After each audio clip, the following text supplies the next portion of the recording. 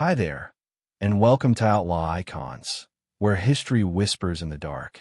Tonight, we invite you to settle in for the real story behind one of the quietest figures in Goodfellas, a man most viewers never questioned, but every wise guy understood. This is the story of Tuddy Cicero, the cab stand boss who didn't chase headlines, didn't fire guns on screen, and didn't need to raise his voice to control an entire corner of Brooklyn's underworld. While others chased scores and glory, Tuddy ran something far more powerful, a street-level kingdom that fed Paulie Vario's crew, trained future criminals, and quietly shaped the lives of men who would later become legends and informants. Before we begin, take a moment and tell us in the comments, where in the world are you listening from right now? And what time is it there? We love watching this underworld stretch across cities, countries, and sleepless nights. And if you enjoy slow-burn crime stories like this, the kind that drift through shadows instead of explosions, make sure you subscribe to Outlaw Icons. New documentaries arrive regularly, built for late nights, long drives, and minds that don't shut off easily. Now, take a deep breath. Let the noise of the day fade away. Let the streets grow quiet. And prepare to step into a Brooklyn where power wasn't worn, it was understood. This is Outlaw Icons, your sleepy dawn. Chapter 1. The Cabstand Kingdom in Brooklyn. The night air is thick with exhaust and cigarette smoke, and somewhere down the block a car backfires like a gunshot. A young boy freezes, heart hammering, waiting to see if anyone runs. No one does. At the corner, under a flickering streetlight, a line of taxis idles like patient animals. Men lean against hoods, laughing softly, voices low, eyes always moving. This is not just a place where cabs wait for fares. This is where futures are quietly decided. And once you step into it, there is no easy way back out. In 1950-something Brooklyn, a cab stand is a kingdom without walls. To outsiders, it looks ordinary. A clipboard, a bench, a man waving cars forward. But to the neighborhood, it is an office that never closes, a hiring hall where loyalty matters more than skill, an information booth where rumors are currency, and a cash machine that hums day and night. Money flows through it the way blood moves through veins, unseen but essential. If you know how to tap it, you never have to touch a steering wheel again. The streets around it are alive with small sounds. Shoes scraping pavement, coins clinking in pockets, a radio murmuring baseball scores from inside a cab. Every sound carries meaning here. Every face has a history. And every stranger is measured in seconds. You learn fast that this corner is not owned by the city. It belongs to men who do not need signs or deeds to prove it. For the drivers, the stand is survival. A good spot means steady fares, cash in hand, food on the table. A bad spot means waiting for hours, watching others move ahead while your tank runs dry. So they play by the rules, even when the rules are never spoken out loud. They pay their dues. They show respect. They keep their mouths shut, because the stand remembers everything, and it never forgets a slight. Behind the casual banter, there is a structure as rigid as any corporation. Someone decides who works and who waits. Someone settles disputes. Someone collects. Think of it like a spiderweb stretched across the block. The threads are thin, almost invisible, but once you touch them, the vibration travels straight to the center. And at the center sits power, calm and unmoving. This is where the Vario crew thrives. Not in flashy clubs or back rooms filled with smoke, but right here, in plain sight. The genius of it is simplicity. A cab stand attracts men with cars, cash, and schedules. It creates patterns. Patterns create opportunity. Who is moving freight at dawn? Who drinks too much at night? Who is desperate enough to borrow? The stand listens quietly, patiently, the way a confessional listens. Except absolution is never free. For the neighborhood kids, the cab stand is a stage. They hover at the edges, pretending not to stare, watching men who seem immune to fear. These men wear confidence like a second coat. They never rush. They never look over their shoulders. To a kid growing up in cramped apartments with thin walls and thinner chances, that calm looks like freedom. It looks like respect. It looks like a way out. One boy runs errands for drivers, fetching coffee, delivering messages, earning loose change, and something far more valuable: trust. He learns quickly that silence is rewarded, that questions are not. When he is told to stand somewhere and watch, he watches. When he is told to forget what he saw, he forgets. At least, he learns how to look like he has. The cab stand teaches its lessons early. Power is quiet. Control is subtle. Violence is a last resort, but the threat of it is always present, hanging in the air like humidity. You do not need to shout when everyone already knows what you are capable of.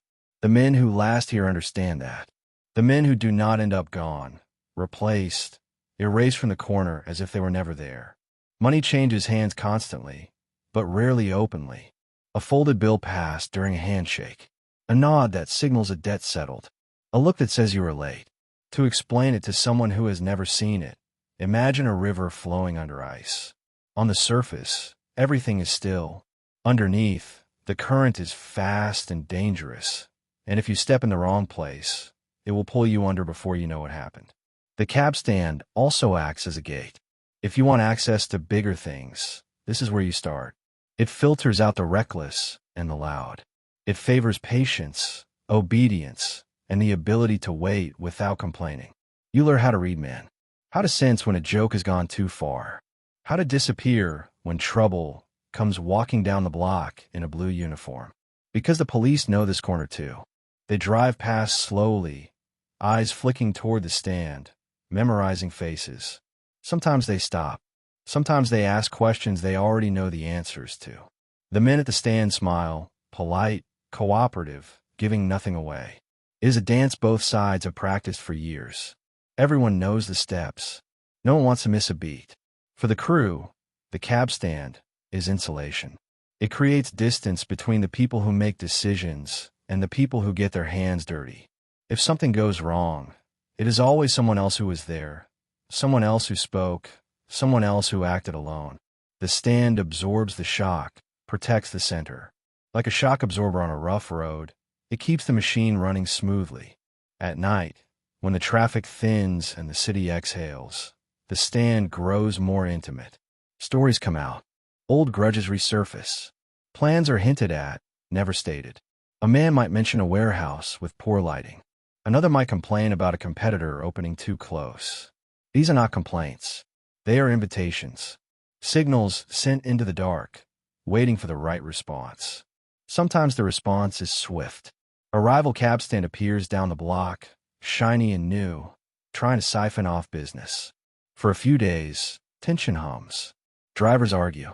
Voices rise. Then one night, flames bloom against brick, and by morning the rival is a blackened skeleton. No one saw anything. No one heard a thing.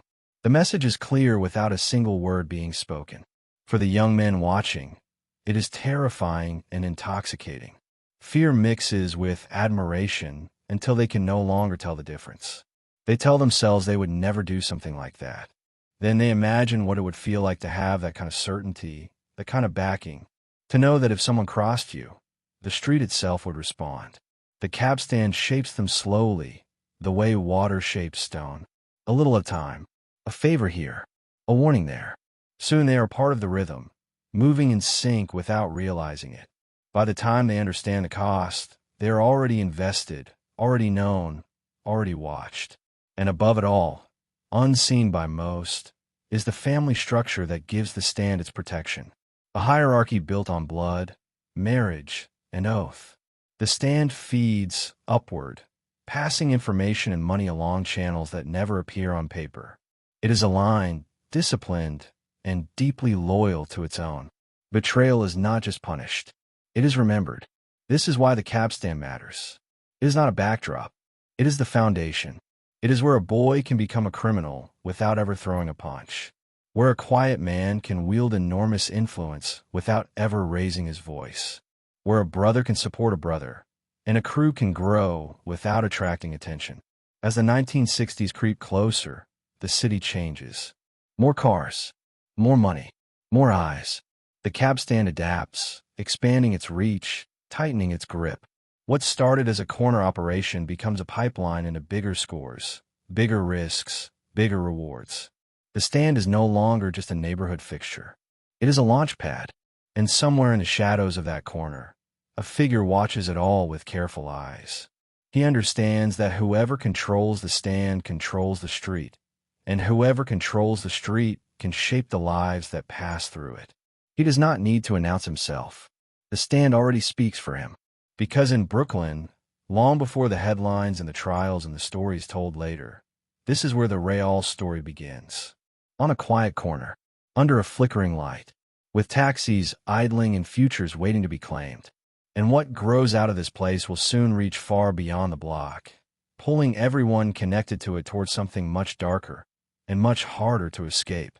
Chapter 2. Paulie Vario and the Neighborhood Web. The first thing you learn about power in Brooklyn is that it rarely introduces itself. It does not knock. It does not announce its arrival. It simply becomes part of the air, like humidity in summer, pressing against your skin until you adjust without realizing you ever had a choice. By the time you notice it, you are already breathing it in. On certain streets, everyone knows whose world they are standing in, even if they cannot name him. The butcher prices his meat carefully. The bar owner keeps one eye on the door at all times. The kids playing stickball know exactly which windows are off limits. Nothing is written down, but nothing is forgotten either. This is the neighborhood web, and at its center sits a man who understands that influence travels faster than fear when it is woven correctly. He does not rule from an office or a mansion. His kingdom is made of people. Favors owed. Silence is kept. Problems solved quietly. When he walks into a room, conversations shift without stopping. Laughter softens, then resumes. Nobody stares, but everyone notices. This is how authority survives in plain sight. To understand a cab stand, you have to understand the man it ultimately answers to. The crew does not exist in isolation. It is part of something older, larger, and far more disciplined. A structure that rewards patience and punishes recklessness. A structure that believes survival depends on control, not chaos. In the neighborhood, his name is spoken with care. Not whispered, not shouted. Spoken the way you speak about the weather or the tides. As something that simply is. He is known for being precise. For remembering slights long after others forget them. For rewarding loyalty in ways that bind people tighter than threats ever could. He came up in a world that demanded obedience before ambition. A world where advancement was slow and deliberate, like climbing a ladder in the dark. Every rung tested, every step watched. Those who rushed fell. Those who listened lasted. By the time the cab stand becomes a cornerstone of his crew's influence, the groundwork has already been laid. Bars, clubs, small businesses that look ordinary until you notice how often problems there seem to resolve themselves. A shipment arrives on time after weeks of delay. A permit appears. A competitor suddenly relocates. Coincidences pile up until only one explanation makes sense. The neighborhood web works because it touches everything lightly. It never pulls too hard on any single thread. Each connection seems harmless on its own. Together, they form a net that can catch anything moving through it. Money, information, people, fear, opportunity. For the men working under him, this web provides protection and pressure in equal measure. They are shielded from outsiders, but constantly measured from within. Every action reflects upward. Every mistake ripples outward. Loyalty is not just expected. It is enforced through memory. A favor done today may be repaid 10 years later, or used as leverage just as long. This is where the cab stand fits perfectly. It is a listening post embedded in the street itself. Drivers hear things. Customers talk. Kids watch. Messages move from mouth to ear without ever touching paper. The stand becomes a nerve ending, sending signals back to the center of the web. The man at the center understands this instinctively. He knows that information is more valuable than muscle. That a rumor overheard at the right moment can be worth more than a gun. He encourages patience. He rewards discretion. He keeps volatile personalities at arm's length, using them when needed, discarding them when they become liabilities. In this world, visibility is dangerous. The more people know your name, the more they watch you. So he cultivates others to be seen instead. Loud men, charismatic men, men who enjoy attention. They draw the heat. They make the noise. Meanwhile, the real decisions are made in quiet conversations, in cars parked a little too far from the curb, in kitchens late at night when only the refrigerator hums. The neighborhood feels his presence even when he is nowhere near. Disputes are settled before they escalate. Debts are paid before they become public. Violence, when it happens, feels sudden and contained, like a door slamming shut. The message spreads faster than the act itself. Do not test this balance. For young men orbiting the cab stand, he becomes a distant figure of legend. They hear stories, some true, some exaggerated, all instructive. They learn what happens to those who talk too much, to those who steal without permission, to those who forget who put them where they are. The lessons are rarely delivered directly. They are absorbed through observation, through absence. He prefers it this way. A man who has to constantly remind others of his power does not truly have it. Real control is felt, not explained. It is the reason a bartender locks the door early when a certain car pulls up. The reason a driver suddenly remembers an appointment across town. The reason a kid decides not to run his mouth, even when no one is around to hear it. The cab stand, under this influence, becomes more than a place. It becomes a filter. It decides who moves forward and who stays stuck. It tests patience. It rewards those who understand timing. It weeds out those who crave instant gratification. And through it all, family matters. Blood ties run deep in this world, deeper than contracts or promises. Trust begins at home and extends outward cautiously. Brothers support brothers, not always openly, but consistently. When one rises, others benefit. When one stumbles, the damage is contained if possible, corrected if not. The man at the center knows this truth better than anyone. He surrounds himself with relatives and loyalists, creating layers of insulation. Outsiders may work for him, but insiders protect him. It is not sentiment. It is strategy. Family does not always mean love, but it does mean accountability. As the years pass, the web grows denser. The city modernizes. New highways cut through old neighborhoods. Airports expand. Opportunities multiply. The man adapts without changing his core approach. He remains cautious, conservative, always thinking several moves ahead. Those beneath him feel the pressure increase. Bigger money means bigger risks. Bigger risks mean tighter control. The cab stand, once a simple corner operation, now feeds into schemes that stretch beyond Brooklyn. Cargo, warehouses, routes, names spoken carefully, only once, then never again. Still, the stand remains the heart, because no matter how large the operation grows, it always comes back to the street, to the people, to the ability to blend in while standing apart, to the discipline of knowing when to act and when to wait. The man understands that the neighborhood is both shield and weapon. When the community benefits, even indirectly, it protects what protects it. Doors close to outsiders. Memories fade conveniently. Testimony softens. The web tightens, not through fear alone, but through dependence. There are moments when the balance wobbles. A crew member grows reckless. A rival tests boundaries. Law enforcement leans in too hard. In those moments, the man's true skill reveals itself. He does not react emotionally. He adjusts. He removes pressure here, applies it there. He sacrifices pieces to save the board. From the outside, it looks like chaos. From inside the web, it feels like control. The cab stand continues to operate. The taxis continue to line up. The neighborhood continues to breathe. For the young men watching from the edges, the lesson is clear. Power is not about being seen. It is about being felt everywhere at once. It is about creating a system that works even when you are not there to push it. They dream of impressing him one day, of earning a nod, a word, a chance. They imagine that moment as an explosion of recognition. In reality, it is usually quiet, a small responsibility given, a test disguised as a favor. Success means more work. Failure means distance. And distance, in this world, is dangerous. To be cut loose from the web is to be exposed. To lose protection. To become visible in all the wrong ways. People sense it immediately. Opportunities dry up. Conversations stop when you approach. The street turns cold. The man knows this and uses it sparingly. Exile is often more effective than punishment. A man without a place in the web is a man without identity. He drifts. He makes mistakes. He becomes his own worst enemy.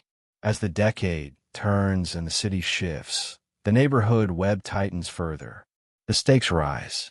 The cab stand hums louder beneath its quiet surface. Information moves faster. Money piles higher. The air grows heavier with unspoken tension. Somewhere within this system, a quieter figure learns how to operate without drawing attention. He watches the man at the center and understands that power does not have to shout. That control can be exercised through routine, through presence, through consistency. He understands that the cab stand is not just a tool. It is a philosophy, a way of organizing chaos into opportunity, a way of shaping lives without ever appearing to do so. And as the web continues to expand, pulling more people into its orbit, the question is no longer whether it will lead to something bigger. The question is who will be strong enough, careful enough, and quiet enough to survive when it does. Because the neighborhood is changing, the money is changing, and the cab stand, once a small corner in Brooklyn, is about to become the doorway to crimes that will echo far beyond these streets, dragging everyone connected to it toward a future none of them can fully see yet, but all of them can feel closing in. Chapter 3. The Man Behind the Character. There is a moment when fiction quietly steps aside and lets reality breathe, and most people never notice it happening.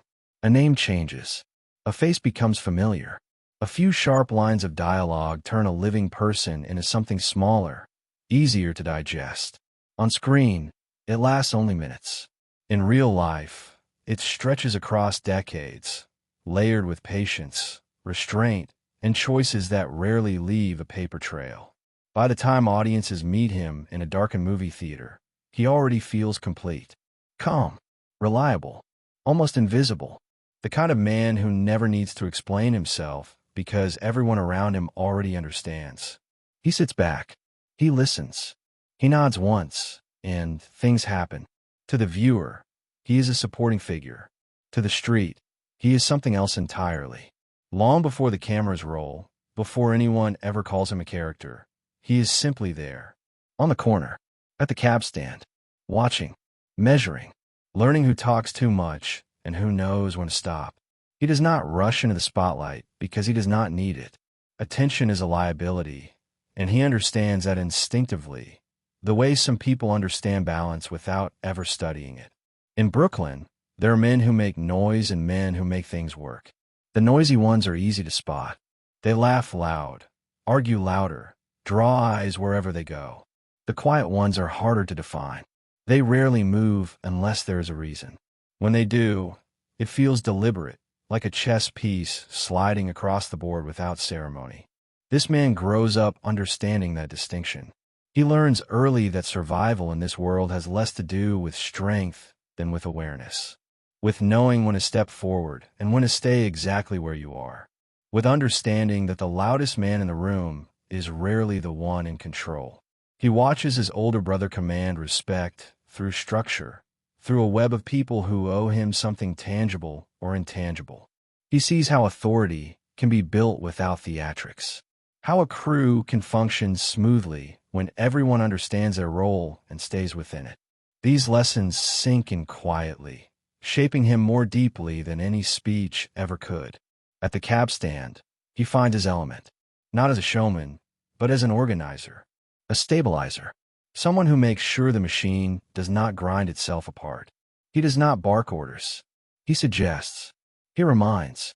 He nudges people back in a line with a look or a pause that says more than words ever could. Drivers come to trust him because he is consistent. He does not play favorites openly. He does not humiliate people. He solves problems without creating new ones. In a world where chaos is always one bad decision away, that kind of reliability becomes priceless. For the kids watching from the edges, he is harder to read than the others. They cannot decide whether to fear him or admire him. He does not threaten. He does not brag. He does not chase them away. He simply notices who is paying attention and who is pretending not to. When trouble arises, he is often already aware of it. A disagreement between drivers. A rumor about a rival edging too close. A complaint that sounds harmless but carries weight beneath it. He listens without reacting, letting people talk themselves into revealing what they really mean. It is a skill that feels almost invisible, but it gives him an advantage that compounds over time. The street responds to him differently. Not with awe, but with acceptance. He becomes part of the rhythm of the corner, as expected as the taxis lining up at dawn. When he is there, things feel orderly. When he is not, there is a subtle unease, like a missing note in a familiar song. This is the man who eventually becomes a character.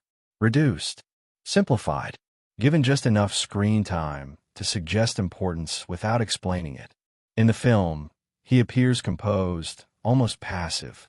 To those who know the real story, that restraint is not weakness. It is accuracy, because in real life, his power comes from proximity, from being close enough to the street to understand it, but distant enough from the spotlight to remain insulated. He is a bridge between the chaos of daily operations and the discipline of higher command. He translates needs upward and expectations downward, smoothing friction before it sparks. He understands that the capstan is not about taxis. It is about control of movement, of people, of information. Whoever decides who works and who waits decides who eats and who struggles. That authority creates loyalty deeper than fear ever could. When young men are tested, it is often through him. Small assignments, quiet observations. He watches how they handle pressure, how they handle boredom, how they handle temptation. Anyone can look tough when adrenaline is high. Only a few can stay disciplined when nothing seems to be happening. Those who pass these tests rarely realize they were being tested at all. They think they're simply doing favors, earning trust. By the time they understand the weight of that trust, it is already binding them to a path that does not allow detours. The film version hints at this dynamic, but cannot linger on it. There is no time. Stories move faster on screen. Reality does not. Reality unfolds slowly, accumulating meaning through repetition. Through the same faces at the same corner, day after day, year after year. In the real world, he watches men rise and fall without reacting publicly. A driver gets greedy. A young associate talks too much. Someone disappears from the corner, replaced by another face that looks similar enough to avoid questions. Life goes on. The stand keeps running. The silence remains intact. He learns when to intervene and when to let consequences teach the lesson. Intervening too early creates dependency. Too late invites chaos. Finding that balance is an art, and he practices it patiently. As the years pass, his reputation solidifies without ever becoming loud. People speak about him in practical terms. Reliable, steady, someone who knows how things really work. Not a visionary, not a wild card. Something far more valuable in a system that prizes predictability. Law enforcement notices him occasionally, then looks elsewhere. He does not fit the profile they're trained to chase. No flashy lifestyle. No public outbursts. No obvious trail of money. He blends into the background of the neighborhood, another familiar face in a place full of them. This invisibility is not accidental. It is cultivated. He avoids patterns that draw attention. He delegates when possible. He keeps his life small, his routines unremarkable. The street may know his role, but outsiders struggle to define it. When his brother's name surfaces in investigations, his own remains secondary. Close enough to be noted, far enough to remain untouchable. This distance protects him, but it also isolates him. Power without visibility can be lonely. There is no applause, no public acknowledgement, only the quiet knowledge that things are functioning as they should. In private moments, he feels the weight of responsibility more than the thrill of authority. He understands that a single misstep could unravel years of careful positioning. That the very qualities that keep him safe also limit how far he can step forward if things go wrong. Still, he continues. Because stopping would raise questions. Because momentum is safety. Because the cab stand, the crew, the neighborhood all depend on the consistency he provides, even if they never articulate it. When the story eventually reaches the screen, audiences latch onto the more explosive personalities. The charm, the violence, the sudden turns. His presence is subtle, almost background. Yet without him, the world depicted would feel unstable, unrealistic. This is the irony of his portrayal. He is remembered as a character who barely speaks, yet his real influence lies in the spaces between words, in the pauses, in the decisions not made as much as the ones that are.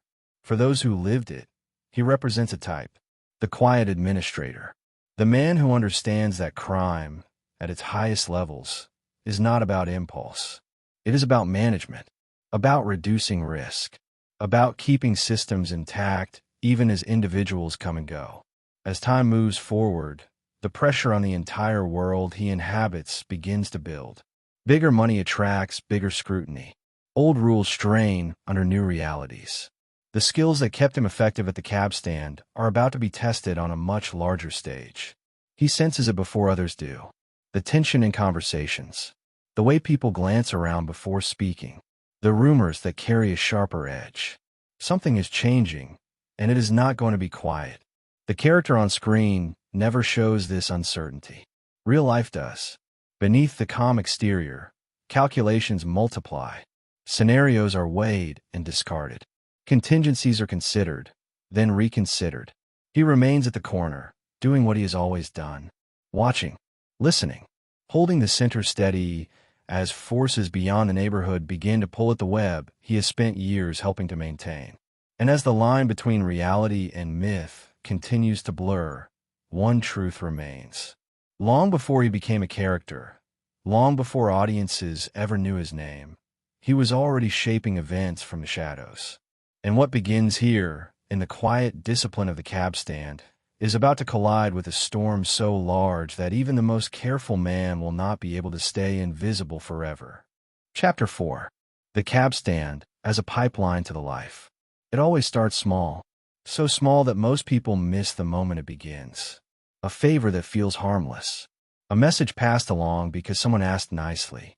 A few dollars slipped into a pocket for standing still and watching nothing in particular. The cab stand does not grab you by the throat. It opens a door and waits to see if you step through on your own. On the corner, the routine never changes. Taxis pull in. Taxis pull out. Drivers complain about traffic, weather, luck. To an outsider, it feels repetitive, almost boring. But beneath that repetition is a quiet sorting process. The stand watches who shows up on time and who drifts in late, who keeps their word and who cuts corners, who gets bored and wanders off, and who can wait for hours without losing focus. For the young men hanging around the edges, this waiting is the first test. It teaches patience without ever saying the word. You learn how to stand without leaning, how to listen without reacting, how to pretend you are invisible while knowing that every move is being noticed. The street becomes a classroom, and the lessons are taught through silence. Someone eventually asks for help. Nothing dramatic. Carry this bag. Tell that driver he's up next. Keep an eye on the block while I make a call. Each task feels insignificant on its own, but together they create a pattern. The stand begins to rely on you. Reliance turns into expectation. Expectation turns into obligation. This is how the pipeline works. It does not push. It pulls. Slowly, gently, until you realize you're a part of the flow. The cab stand offers something rare in the neighborhood. A sense of belonging. Not the loud, emotional kind, but the quiet understanding that you have a place. That people recognize you. That your presence matters. For boys who feel overlooked everywhere else, that recognition is intoxicating. Money plays its role, but it is not the main hook. The real draw is proximity. Being close to men who move through the world without asking permission. Watching how they handle themselves when things go wrong. How they never seem surprised, even when trouble appears. You start to mimic them without realizing it. Your posture changes. Your voice lowers. You stop explaining yourself. At the cab stand, You learn that information is power, but only if you know when to share it. Saying too much marks you as unreliable. Saying too little makes you useless. Finding that balance takes time, and mistakes are noted even when they are forgiven. Every now and then, someone fails. A kid panics when questioned by police. A driver mouths off to the wrong person. A rumor spreads that should have died quietly. When that happens, the response is measured. Sometimes it is a warning. Sometimes it is distance. Sometimes the person simply stops being invited back into the rhythm of the stand. Those who remain notice. They adjust. Fear sharpens their instincts, but so does ambition. They want to prove they belong, that they can be trusted with more. The stand rewards this hunger carefully. Advancement is never announced. One day you are running errands. The next, you are asked to handle something slightly more delicate. A delivery that needs to be on time. A conversation that needs to be remembered accurately. A situation that needs to be smoothed over without drawing attention. These tasks come with unspoken rules. Do not ask why. Do not ask what it means. Do not talk about it later. Completing the task without drama is the real accomplishment. Anyone can follow instructions. Very few can do it without leaving fingerprints behind. The pipeline also teaches hierarchy. You learn who to speak to and who to avoid. Whose moods matter and whose do not. Whose silence is approval and whose silence is a warning. This understanding keeps you safe and keeps the stand running smoothly. Above all, you learn discretion. The cab stand exists in public, but it survives on privacy. Conversations are fragmented, never complete. You hear pieces, never the whole. That way, no one person can betray everything, even if they wanted to. This fragmentation shapes the men who come through the pipeline. They become specialists in partial knowledge, comfortable with uncertainty, skilled at operating without seeing the entire picture. It makes them effective and expendable at the same time. As the years pass, the pipeline feeds into larger operations. Hijackings, theft, gambling, loans. These are not introduced abruptly. They appear as extensions of what the stand already does. Moving things, managing people, keeping order. Someone who can manage a line of taxis can manage a crew. Someone who can keep drivers calm during a dispute can handle negotiations under pressure. The skills translate seamlessly. The stand becomes a proving ground. Those who excel there are noticed. Not praised, but noticed. Their names move upward through the web, attached to words like reliable and steady. Words that matter more than flashy reputations. For some, this attention feels like validation. For others, it brings anxiety. Being noticed means being watched. Watched by allies and enemies alike. The pipeline does not care how you feel about this. It keeps moving. There is a moment, often subtle, when a young man realizes he is no longer pretending. The stand is no longer something he visits. It is something he belongs to. His days begin and end there. His decisions are shaped by it. His future feels increasingly tied to its success. This realization brings pride and fear in equal measure. Pride in having earned a place. Fear in understanding how hard it will be to leave. The pipeline is designed that way. It creates dependency gradually. You start turning down other opportunities because they interfere with your time at the stand. You drift away from friends who do not understand the rules you now live by. Your world narrows, but within that narrow space, you feel powerful. Older men at the stand watch this transformation without comment. They have seen it countless times. They know that the pipeline does not guarantee success. It only guarantees involvement. Some who pass through will rise. Others will fall.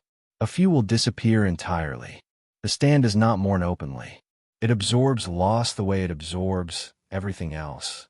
Quietly, as law enforcement pressure ebbs and flows, the pipeline adapts.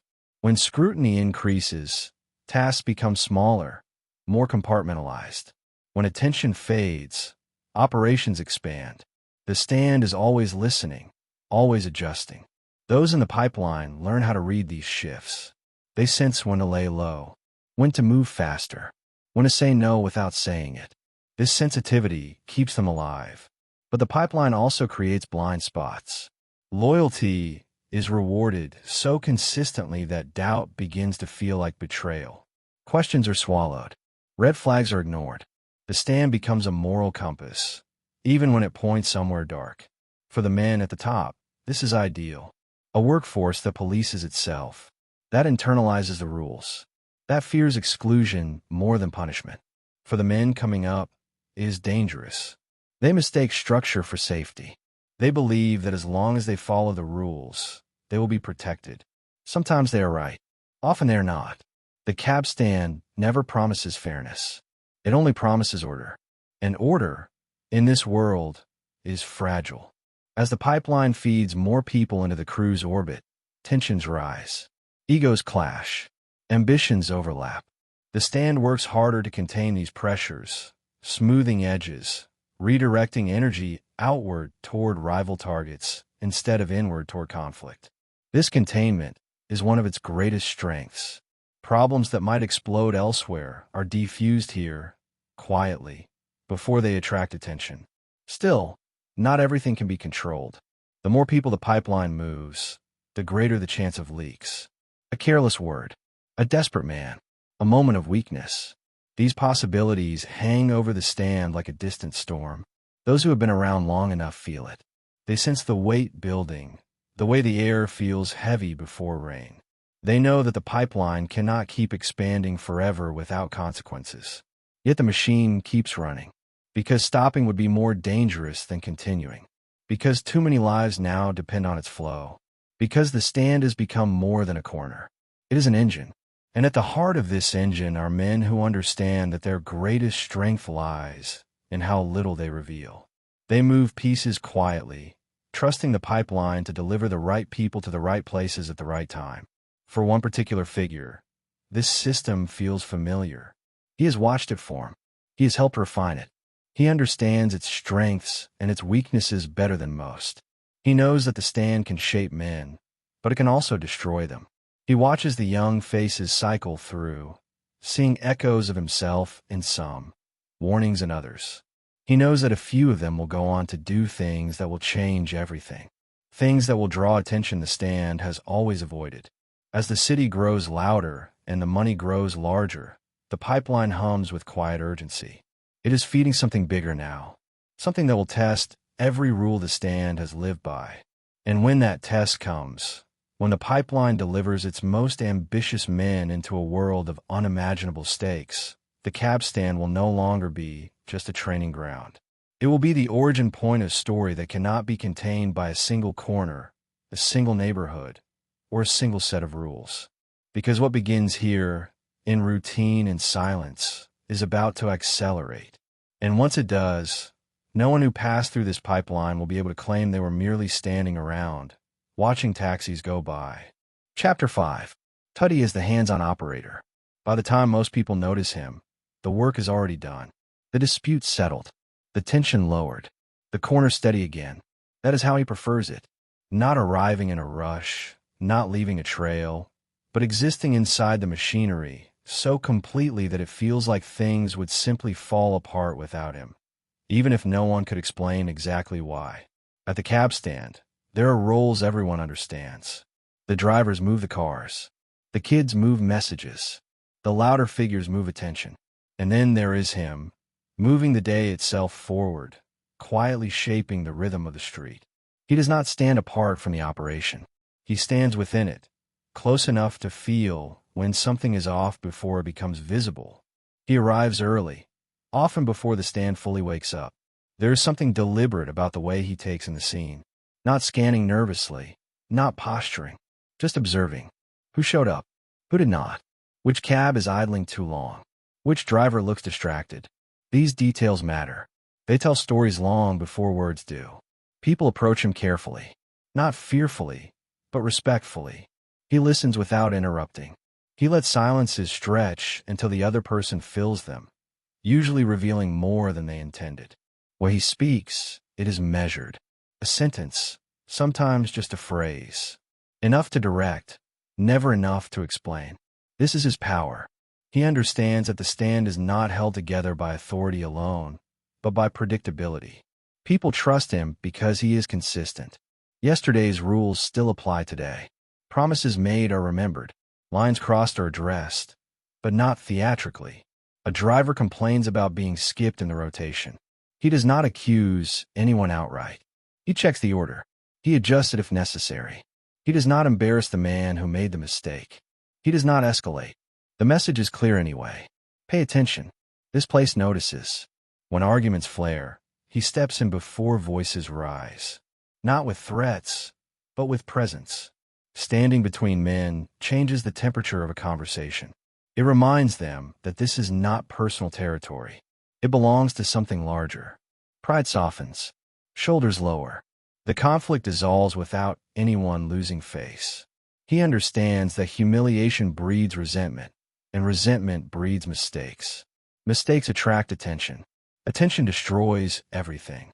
So he manages emotions as carefully as money. The stand depends on this balance. Too much fear, and people panic. Too little, and they get careless. He keeps the needle steady, even as the stakes slowly rise around them. For the younger men, watching him is an education. They notice how he never seems rushed, how he never reacts emotionally in public, how he never needs to remind anyone who he is. Respect arrives before he does, then leaves with him. They also notice something else.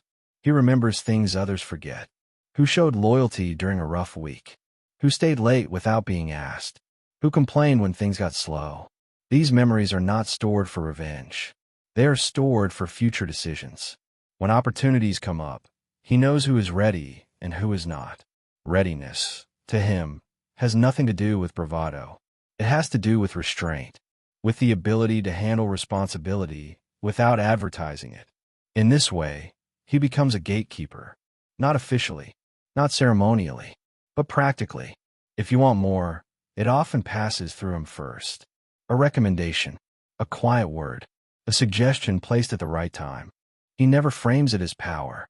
He frames it as necessity. Someone has to make sure the stand runs smoothly. Someone has to handle the details no one else wants to touch. If that gives him influence, it is simply a byproduct of doing the work. This mindset protects him. It keeps his ego in check. It allows him to operate without drawing envy. Others may crave recognition. He is content with function. In a world full of men trying to be seen, that makes him invaluable. Law enforcement passes by and barely registers him. He looks like what he is supposed to look like. A neighborhood fixture. A familiar face. Someone who belongs there without explanation. He does not carry himself like someone hiding something. He carries himself like someone who has nothing to prove. Behind the scenes, his role grows heavier. As the crew expands into larger operations, the stand becomes busier, more sensitive. More people cycle through. More information flows. The margin for error shrinks. He adapts by tightening routines, not changing them drastically, but reinforcing expectations. Being on time matters more. Talking less matters more. Every small discipline becomes a layer of protection. Some resent this. They see it as control, as limitation. They do not understand that these boundaries are the only thing keeping the operation intact. Those who push against them rarely last. When someone ignores a rule, he addresses it privately. He does not lecture. He explains consequences in plain terms. Not threats, just facts. Do this again, and things become complicated. Most people understand. For those who do not, the stand eventually stops opening doors. Favors dry up. Opportunities disappear. They find themselves on the outside, confused about when it happened. From his perspective, it happened the moment they decided they were smarter than the system. He is not sentimental about this. The stand cannot afford sentiment. It requires clarity. At times, he feels the strain of being the quiet center. Everyone brings problems to him, but few offer solutions. He absorbs tension, redistributes it, then absorbs more. It is exhausting in ways that never show on his face. He rarely talks about this weight. There is no one to talk to who would truly understand. Complaining would undermine the calm he works so hard to project. So he carries it alone, folding it into his routine. The irony is that his steadiness creates space for others to take risks. While they chase bigger scores and louder reputations, he ensures the foundation does not crack. Without him, the chaos would surface quickly. The stand becomes known for its efficiency. Drivers prefer it. Associates trust it. Information moves cleanly through it. This reputation feeds back into his influence, reinforcing his position without ever formalizing it. He does not celebrate this. He treats it as confirmation that his instincts are correct. That order, not aggression, is the true currency of power. As years pass, the stand is no longer just a neighborhood operation. It is connected to routes, schedules, and names that extend far beyond Brooklyn. The responsibility on his shoulders grows accordingly. He notices changes in tone. Conversations become more guarded. Jokes dry up faster. There is more money moving, and with it, more paranoia. He adjusts again, emphasizing discretion, tightening access. Some accuse him of being overly cautious. He does not argue. Caution has kept him alive. It has kept the stand invisible. It has kept the crew functioning. When pressure mounts from outside, he feels it first. The subtle shifts, the unfamiliar faces, the way police cars linger half a second longer than usual. He responds by slowing things down, reducing exposure. Others may not see the danger yet, but he does. He has learned to trust these instincts. They are the result of years spent listening more than speaking. For the young men still in the pipeline, he represents an attainable ideal, not a legend, not a myth. A working example of how to survive in this world without burning out or burning up. They try to emulate him, often missing the point. They copy his silence without earning it, his calm without understanding it. He sees this and waits. Time reveals who is pretending and who is learning. He knows that his position is temporary, even if no one says it aloud. No one holds the center forever. Circumstances change. Pressure accumulates. The web stretches. What he does not yet know is how soon those changes will arrive, or how violently they will test everything he has built. The stand, for all its discipline, cannot stop what is coming. It can only prepare. And so he keeps doing what he has always done. Showing up, paying attention, keeping the machine running smoothly, believing that if the foundation remains solid, whatever storm arrives can be weathered. But storms do not care about preparation. They care about momentum. And somewhere beyond the cab stand, forces are aligning that will soon pull this quiet operator out of the background and into a situation where silence alone may no longer be enough. For now, though, the taxi's idle. The corner holds.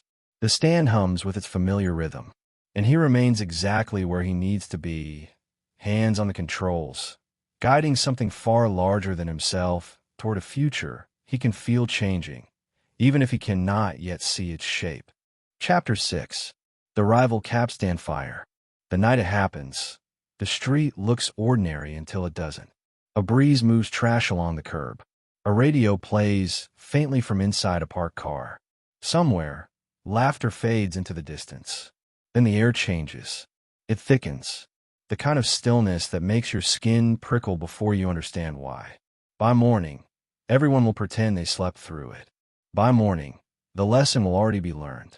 Competition comes quietly at first. A new cab stand appears a few blocks away, polished and eager, its drivers too confident for men who don't yet know the neighborhood's rules. They wave customers over with exaggerated smiles. They talk loudly about fares and routes, about how business is booming. The sound carries farther than they think. It always does. At the original stand, nothing is said at first. Men notice, of course. They always notice. But reactions are delayed. Watching is part of the discipline. You let the problem reveal itself fully before deciding what it really is. Is it ignorance or defiance? Temporary or permanent? A misunderstanding or a challenge? The younger guys bristle immediately. They feel the insult before they can articulate it. Someone is taking what belongs to them. Someone is acting like the rules don't apply. They talk about it in half sentences and clenched jaws, waiting for permission they do not realize they are seeking. The older men stay quiet. They have seen this before. They know that reacting too fast can create a bigger mess than the problem itself. They let the rival stand operate for a few days, watching patterns form. Who goes there? Who stays loyal? Who drifts back and forth? Information collects the way dew gathers overnight. At the center of this waiting is a calm, steady presence. He listens. He does not encourage outrage or dismiss it. He files away details, times, faces, the way certain drivers glance down the block before pulling away, the way customers hesitate, unsure which stand to choose. These hesitations matter. They reveal cracks. There is no meeting, no dramatic decision point. The conclusion arrives organically, like an answer you already knew. The rival stand is not temporary. It is not ignorant. It is testing boundaries. Once that is understood, the process begins. Quietly, someone mentions that the new stand has poor lighting at night. Someone else notes that the building next to it has been empty for months. No one says why these observations matter. They do not need to. The room understands. For the young men, this is their first real glimpse of how decisions are made. Not through commands, but through consensus built on shared experience. The absence of excitement is unsettling. They expected anger. They expected speeches. Instead, they get silence. Silence is the loudest signal of all. On the night it happens, there is no fanfare, no convoy of cars, no raised voices, just movement, purposeful and efficient, the kind that leaves no room for doubt or error. A couple of figures approach the rival stand under cover of darkness, dressed plainly, blending in with the neighborhood. They move like men who have done this before, even if they have not. Confidence borrowed from those who taught them. The fire itself is quick, controlled, designed to destroy without spreading. Flames lick upward, illuminating brick and metal in harsh orange. For a moment, the stand looks almost alive, writhing, resisting. Then the resistance gives way. Smoke pours into the night, carrying a message no one will misinterpret. By the time sirens approach, the men are gone. They have already returned to their routines, to their beds, to their carefully maintained normalcy. No one runs. No one celebrates. The job was never about excitement. It was about clarity. The next morning, the street gathers without gathering. People slow their steps. They look. They talk in lowered voices.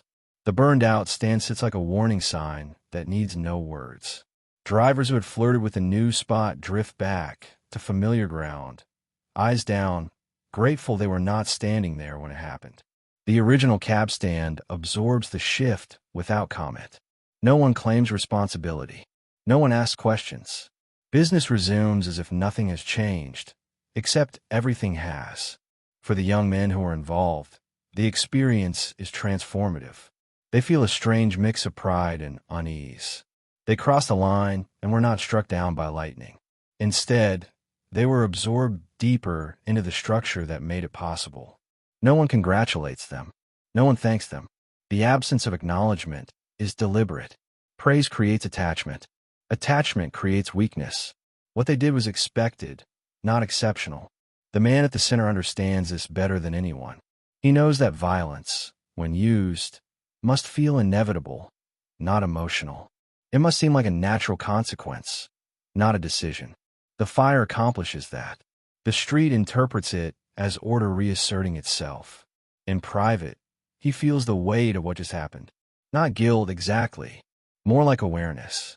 Another threshold crossed. Another point of no return. He knows that each act like this tightens the web around everyone involved. He also knows that restraint is what keeps the web from snapping. The fire was contained. No one was hurt. The message was delivered efficiently. That matters.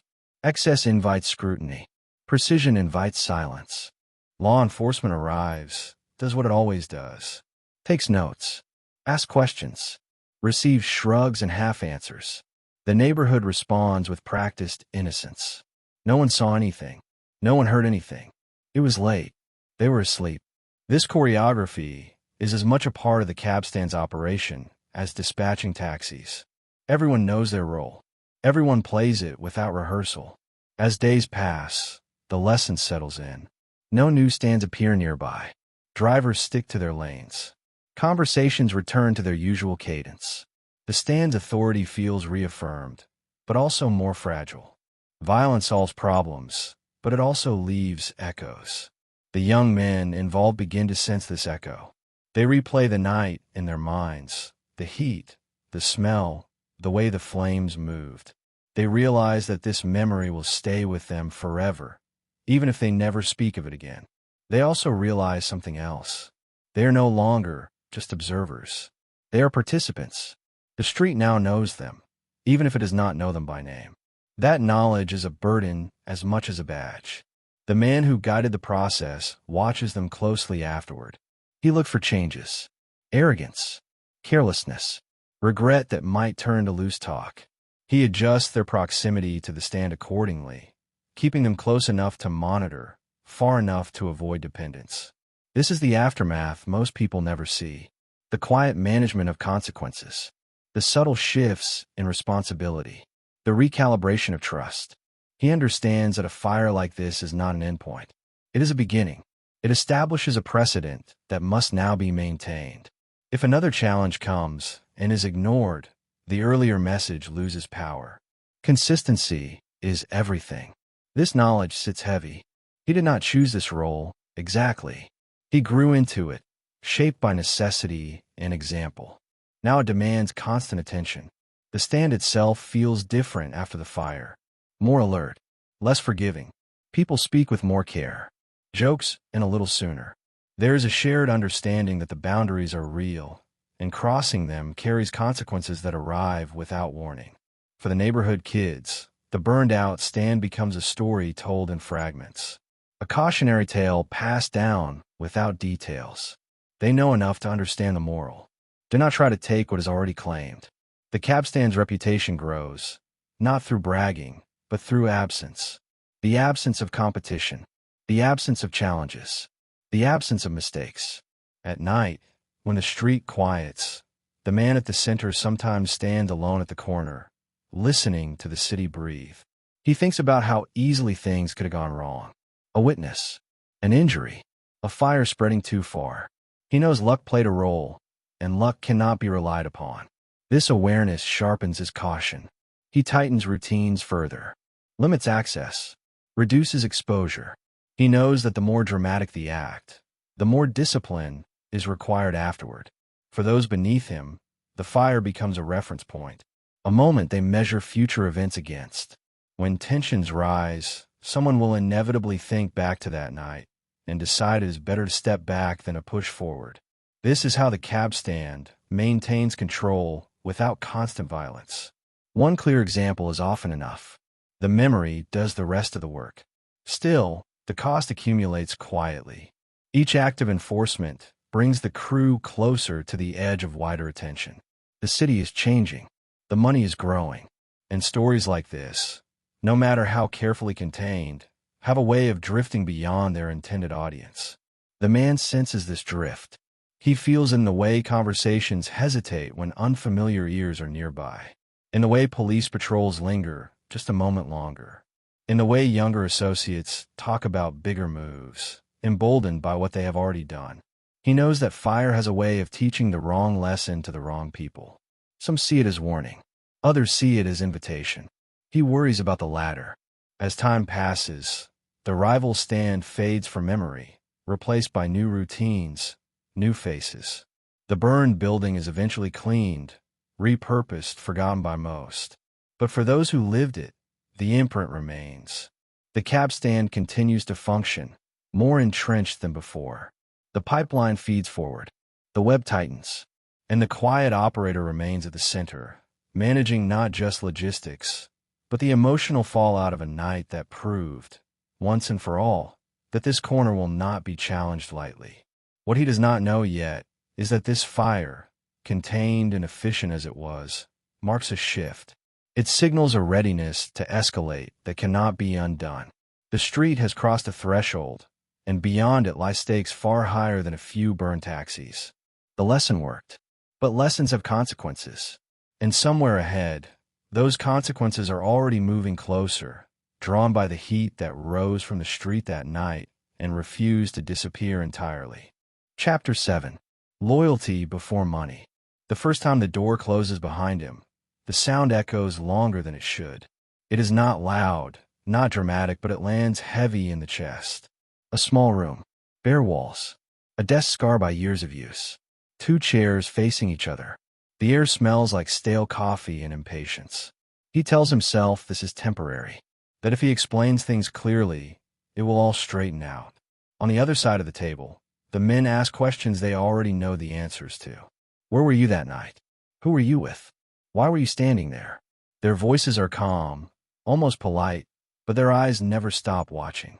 This is not a conversation. It is a test. Outside, life at the cab stand continues. Taxis pull in. Drivers argue about routes. Someone laughs too loudly and gets a look that shuts it down. The corner does not pause just because one of its pieces has been removed. That is the first lesson.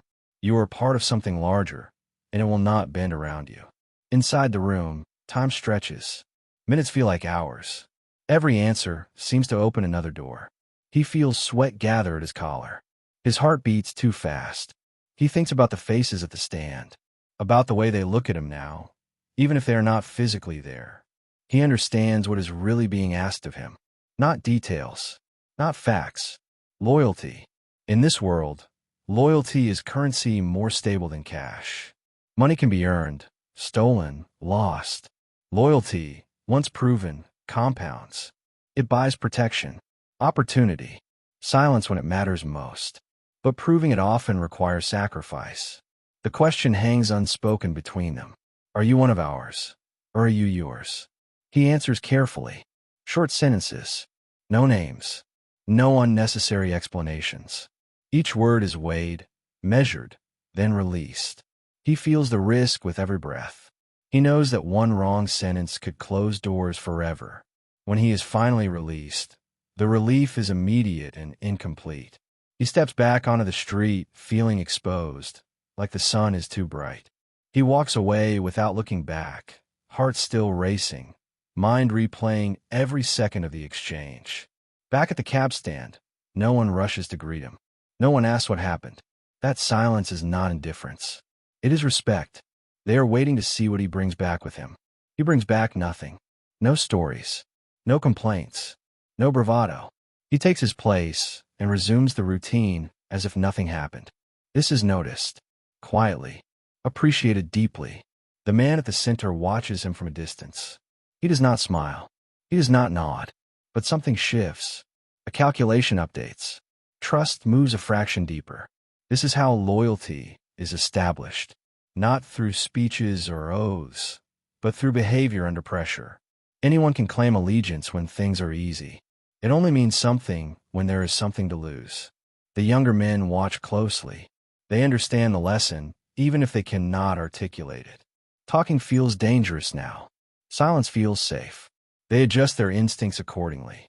Money continues to move through the stand. Fares collected. Debts settled.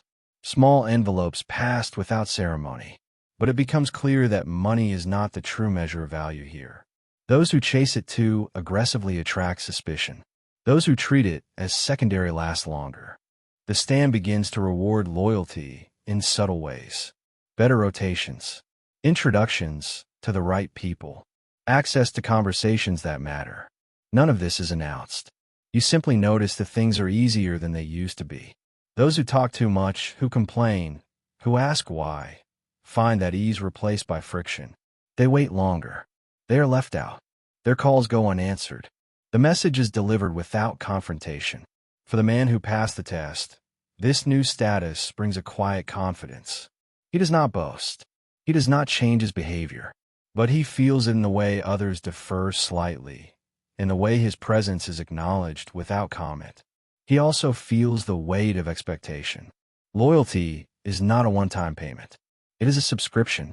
It must be renewed constantly through consistent behavior.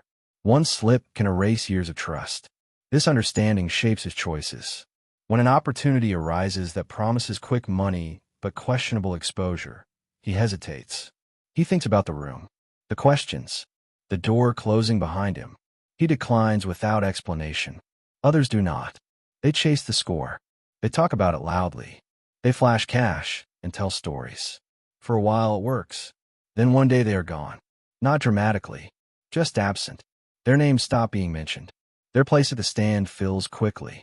The stand does not memorialize them. It absorbs the loss and moves on. This too is a lesson. You are valued for what you contribute, not for who you think you are. The man at the center reinforces this quietly. He never praises loyalty openly, but he never forgets it either. When decisions are made, he remembers who stayed silent and who did not, who panicked and who held steady. In moments of tension, this memory becomes decisive. When law enforcement pressure increases, when rumors swirl, when fear creeps into conversations, those with proven loyalty are kept closer.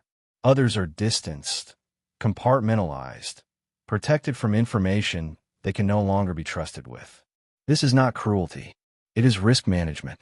The stand becomes a training ground, not just for criminal skills, but for emotional discipline. Men learn to control their reactions, to mask fear, to project calm, even when their insides are unraveling. Some find this unbearable. They crave validation, reassurance, acknowledgement. They want to be told they're doing well. When it does not come, they seek it elsewhere, often in the wrong places. Others adapt. They internalize the rules. They take pride in being reliable, invisible, steady. They understand that in this world, being overlooked is often the safest position. For the man who passed the test, this mindset feels natural. He has always been comfortable operating without applause. The stand suits him because it values consistency over charisma. He becomes someone others lean on during uncertain moments, not because he has answers, but because he does not panic. His calm becomes contagious. It steadies conversations, slows decisions, prevents mistakes. The stand needs this more than ever as operations grow larger and more complex. Bigger money brings bigger scrutiny. Bigger scrutiny demands tighter discipline. Loyalty becomes the glue holding everything together. Without it, the structure would collapse under its own weight. The man understands this instinctively. He reinforces it through example, not instruction. When questioned, he stays quiet. When pressured, he remains composed. When tempted, he chooses restraint. Others notice. They begin to mimic him, often clumsily at first. They learn that loyalty is not about blind obedience. It is about alignment, about understanding the system well enough to act in its interest without being told. This alignment creates efficiency, fewer mistakes, less noise. The stand runs smoother, even as stakes rise. But loyalty has a darker side. It demands sacrifice. There are moments when doing the right thing for the stand means doing the wrong thing for oneself. Turning away from friends, ignoring injustices, accepting outcomes that feel unfair. These moments test even the strongest resolve. Some falter, some rationalize, some break. When they do, the consequences ripple outward. Trust erodes. Suspicion spreads. The stand tightens access again, creating distance where closeness once existed. The man watches these cycles repeat. He understands that loyalty is fragile. It must be nurtured carefully, not exploited. Push too hard, and it snaps. He balances this by being fair within the unfairness. He does not abuse trust. He does not demand more than necessary. This restraint earns him quiet respect, even from those who do not fully understand his role. As years pass, the stand becomes known not just for its control, but for its discipline. Word spreads that this is not a place for loose talk or reckless behavior. Those who thrive here tend to thrive elsewhere in the organization as well. This reputation attracts a certain type of person: patient, calculated, willing to wait. The pipeline refines itself. Yet beneath this calm, pressure builds. The more loyalty is tested, the more cracks appear. The system relies on humans, and humans are unpredictable. The man senses this tension growing. He sees it in the way people glance around before speaking, in the way jokes fall flat, in the way money changes hands with less enthusiasm and more urgency. He knows that loyalty will soon be tested on a scale the stand has not faced before. Something is coming. Something that will force people to choose between self-preservation and allegiance. He does not know what form it will take. He only knows that when it arrives, the quiet tests of the past will no longer be enough. The stakes will be higher. The consequences harsher. For now, the stand holds. The routines continue. The lessons sink deeper. Loyalty remains the most valuable currency, more powerful than money, more binding than fear. And those who have learned to value it above all else are about to find out just how expensive it can be to keep. Chapter 8. The machine expands. It begins with a rumor that refuses to stay small. A driver mentions a shipment that never seems to arrive on time. Someone else complains about a warehouse that changes guards too often. These comments drift through the cab stand like smoke, thin at first, then thicker, until you can taste them. No one announces a new phase. It simply happens, the way a tide turns while you're still watching the shore. The stand has always been about movement. Cars moving, people moving, information moving quietly from one mouth to another. Expansion is just an extension of that logic. If you can control how things move, you can control where they end up. And if you can control where they end up, you can control who profits and who waits. The first jobs are modest. A truck that disappears for an hour and reappears lighter.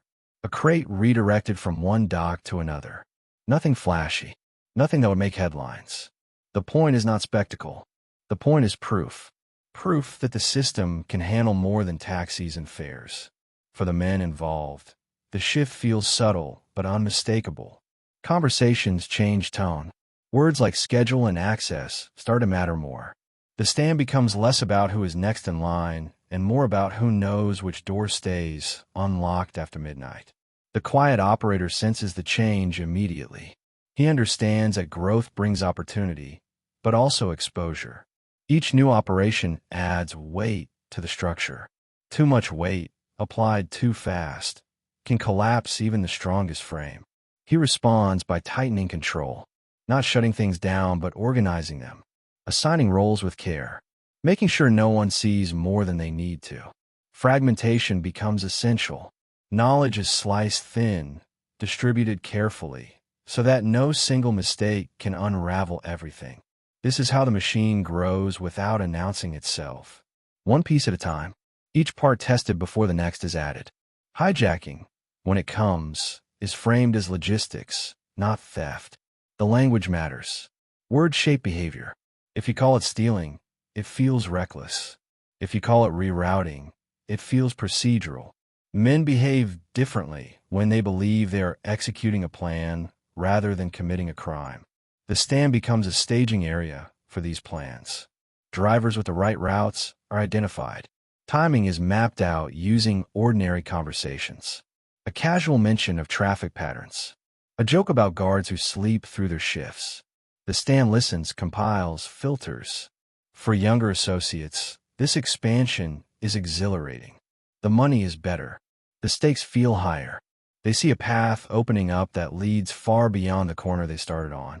They imagine themselves stepping into larger roles, bigger lives.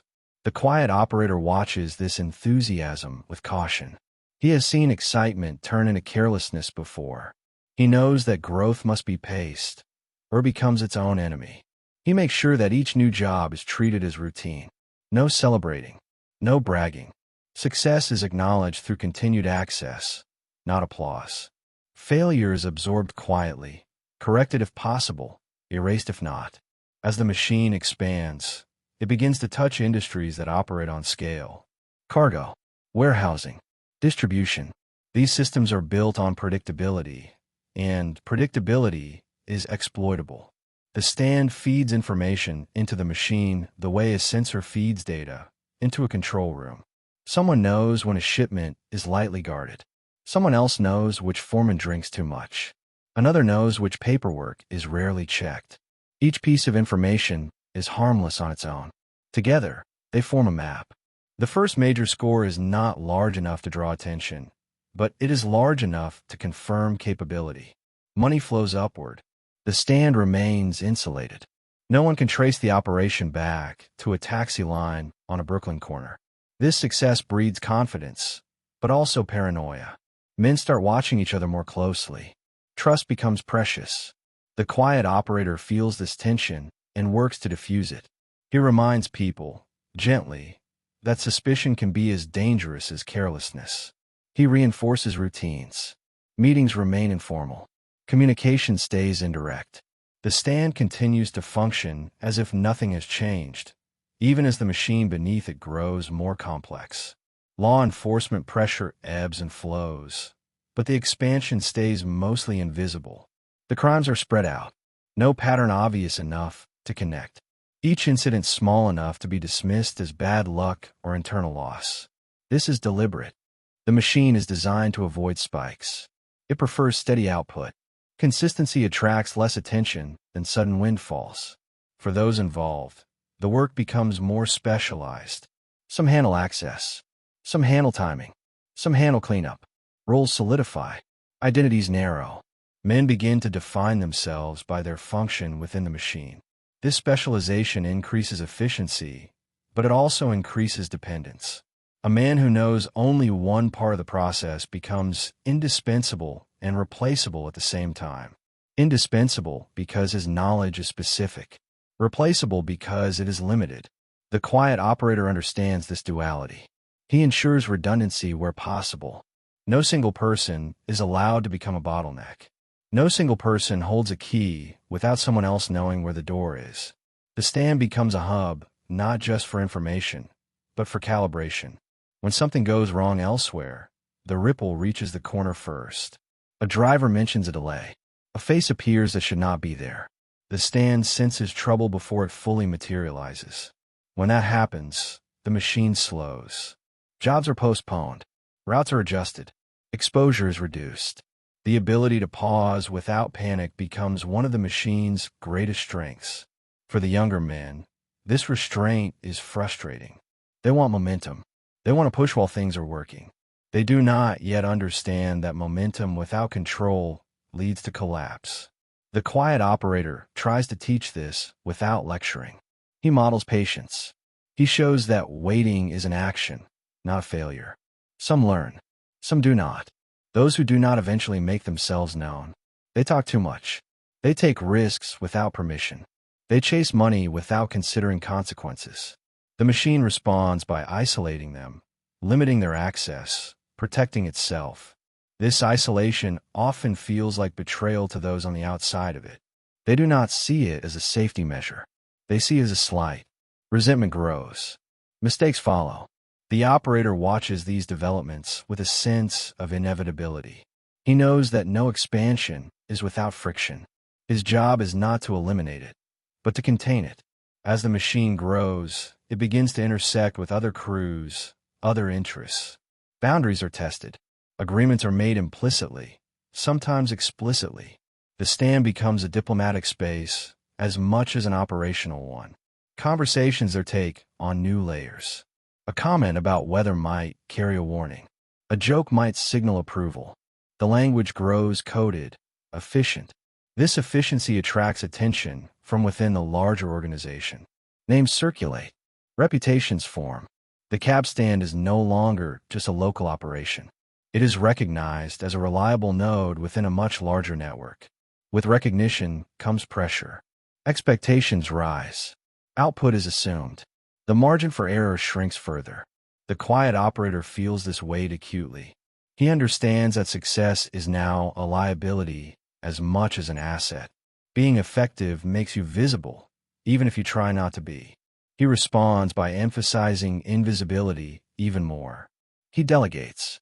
He distances himself from direct involvement where possible. He ensures that the stand remains a place of routine, not drama. Still, the machine continues to expand. The money improves. Lives change. Some men move out of old apartments. Some buy new cars. These changes are noticed, even if no one comments on them. Visibility creeps in through these cracks. The operator tries to plug them, reminding people to keep appearances modest. Some listen. Some do not. The stand absorbs the tension as best it can, but the atmosphere shifts. Conversations are shorter. Laughter is rarer. Everyone feels that the stakes are higher now. The expansion also changes how loyalty is tested. Silence remains crucial, but so does competence. A loyal man who makes mistakes becomes a liability. A competent man who lacks loyalty becomes a threat. Balancing these qualities becomes increasingly difficult as operations scale. The operator finds himself making harder choices, drawing sharper lines. He does not enjoy this. He understands that each decision shapes lives. But he also understands that hesitation can be fatal. The machine begins to hum louder, metaphorically speaking. There is more energy moving through it, more risk, more potential reward. The cab stand, once a quiet corner, now sits at the center of a web that stretches across boroughs and industries. It still looks the same to passers-by. Taxis idle, drivers talk, kids watch. But beneath that surface, the machine is preparing for something larger, something that will require everything it has learned about patience, control, and silence. The operator senses this approaching shift. He feels in the way people talk about opportunities with a mixture of excitement and fear, in the way plans are framed as inevitabilities rather than possibilities. He knows that the machine cannot keep expanding indefinitely without drawing a response. Forces beyond their control will eventually take notice. When that happens, all the discipline in the world may not be enough to keep everyone safe. For now, though, the expansion continues. Carefully, quietly, efficiently. The stand does its job. The machine grows stronger. And somewhere ahead, beyond the immediate horizon, a single operation looms that will test every assumption they have made about scale, invisibility, and control. An operation so large that it will redefine what the machine is capable of and expose it in ways no one at the cab stand can yet fully imagine. The expansion has set the stage. The pieces are in motion, and the quiet operator, standing at the corner, understands that once the next door opens, there will be no going back to the way things were before. Chapter 9. The Bigger Door. It starts as a whisper that refuses to fade. Not a plan yet. Not even a proposal. Just the sense that the room has grown too small for the ambitions now breathing inside it. The cab stand still looks the same from the outside, but the conversations happening around have changed in weight. There is an impatience in the pauses, a hunger beneath the discipline, like a runner stretching too long at the starting line. The machine has learned how to move quietly. It has learned how to take without being seen. Now it wants more. Not because it needs it, but because it can sense it. Opportunity has a smell, and those who have been around long enough learn to recognize it before it arrives. The first hints come from outside the neighborhood. A driver mentions a cousin who works nights near the airport. Someone else jokes about how much money passes through places no one ever really looks at. These comments float through the stand, light enough to be ignored, heavy enough to be remembered. The quiet operator hears them all. He understands immediately that this is not like before. Warehouses and trucks were extensions of the street. Airports are something else entirely. They are gates, funnels, places where the world converges in tight schedules and thin margins. Mistakes there do not stay local. He does not shut the talk down. He lets it breathe. He wants to see who leans forward and who leans back, who understands the risk instinctively and who only sees the reward. The men who lean forward talk about scale, about numbers that feel unreal compared to the steady drip of cab stand money. They speak carefully, but their excitement leaks through. This is the bigger door, the one that changes lives permanently, for better or worse. Those who lean back do so quietly. They ask questions framed as concerns. About timing, about access, about exposure. They are not saying no. They are measuring the distance to the edge. The operator belongs to this second group. He knows that doors like this rarely open twice, but he also knows that stepping through one without preparation can end everything. He begins to gather information deliberately, not asking directly, but listening for patterns. Who has contacts where? Who understands security? Who has proven they can handle pressure without unraveling? The stand becomes more guarded. Conversations fragment further. People speak in fragments, testing reactions. Trust is probed gently, like a bruise pressed just hard enough to gauge pain. As the idea takes shape, it becomes clear that this door leads far beyond anything the cab stand has touched before. It leads into federal territory, into systems designed to track, record, and respond. It demands a level of precision that does not forgive improvisation. This excites some and terrifies others. The split grows subtle but real. You can feel it in the way people cluster, in who lingers after conversations end, and who leaves quickly. The operator watches these dynamics closely. He understands that cohesion is already under strain. Ambition has a way of pulling people in different directions, even when they believe they are moving together. He also understands something else, that if this door opens, the cab stand will no longer be just a foundation. It will become an origin point for something too large to be contained by routine and silence alone. This realization weighs on him. He thinks about the years spent perfecting invisibility, about how fragile that invisibility truly is. He knows that scale changes everything. What goes unnoticed at one level becomes obvious at another. Still, the pull is strong. Even he feels it. The idea that all the discipline, all the restraint has been leading here, that this is the natural progression of the machine they built. He does not voice these thoughts. He keeps them internal, balancing caution against inevitability. The men pushing hardest frame the opportunity as destiny. As the logical next step, they argue that the system is ready, that the people are proven, that the risks can be managed. The operator does not contradict them. He asks questions instead, about contingencies, about redundancy, about what happens when something unexpected occurs, because it always does. These questions slow the momentum slightly. Not enough to stop it, but enough to shape it. Plans begin to incorporate layers. Safeguards. Distance. The stand starts to feel different. Less like a workplace, more like a nerve center bracing for impact. People arrive earlier, leave later, watch more carefully. The younger men sense that something big is coming. They do not know details, but they feel the gravity shift. It excites them. It scares them. They talk about futures that feel closer now, brighter, riskier. The operator sees their eyes light up and worries. He knows that expectation can be dangerous. When people start living in the future, they stop paying attention to the present. He responds by grounding the stand in routine, making sure nothing slips. No small mistakes. No visible changes. The outside world must see continuity, not anticipation. As planning moves forward, roles begin to crystallize. Not officially, but through behavior. Some people are looped in more frequently. Others are left out deliberately. This exclusion breeds resentment, but it also protects the core. The operator takes on the role of filter again. He ensures that enthusiasm does not override discipline. That silence remains sacred. That nothing is discussed in full, anywhere.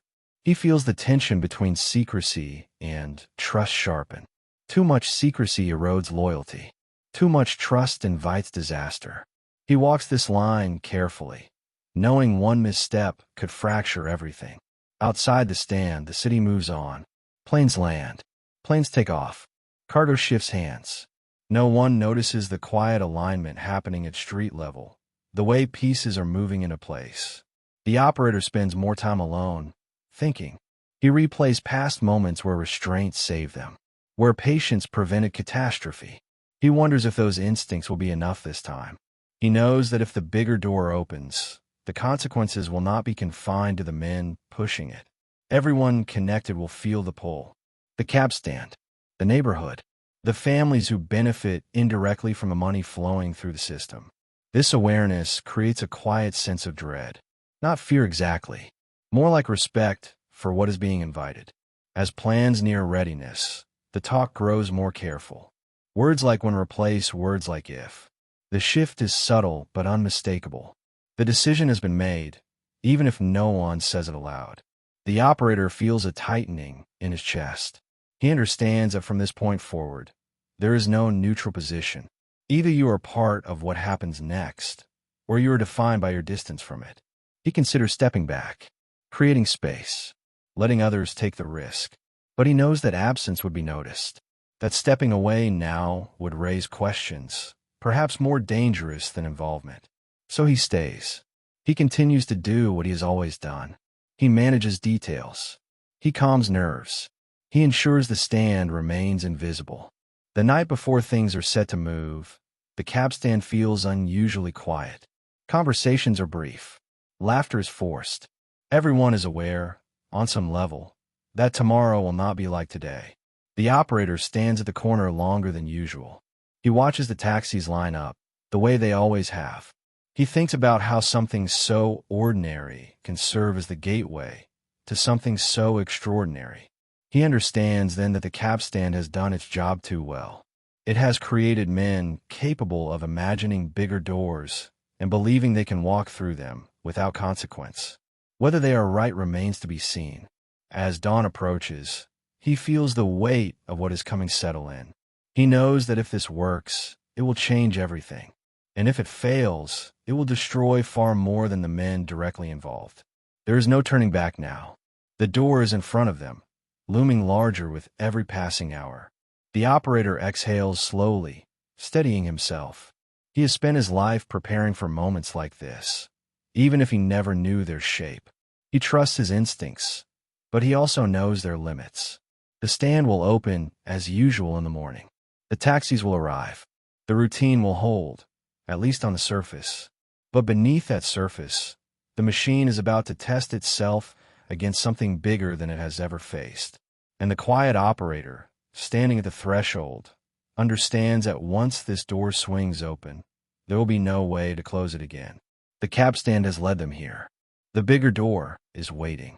And whatever lies beyond it is about to step into their lives, dragging the stand, the machine, and everyone connected to it into a future that will not allow silence to protect them forever.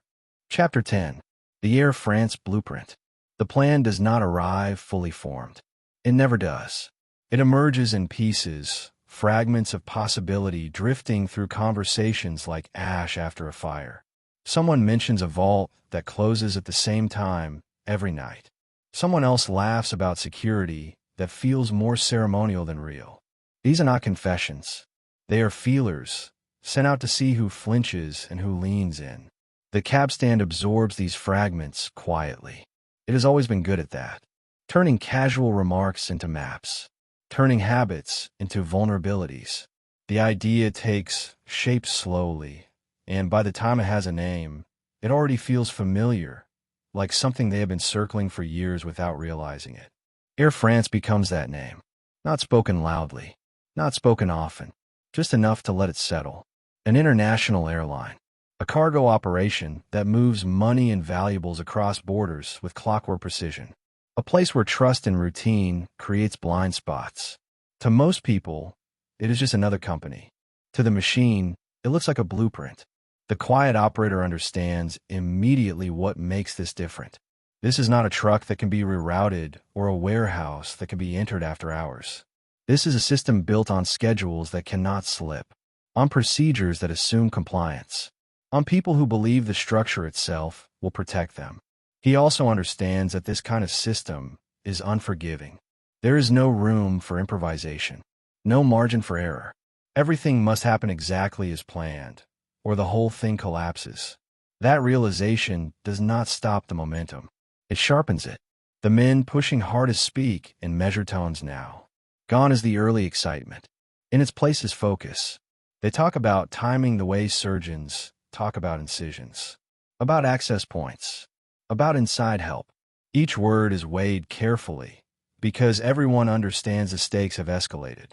The cab stand becomes quieter as the plan solidifies. Conversations fragment further. People who do not need to know stop hearing things entirely. The machine narrows its focus, shedding unnecessary weight. The operator takes on a familiar role. He does not design the plan, but he stress tests it. He listens for arrogance. He looks for assumptions that have not been challenged. He asks questions that force clarity. What if someone is late?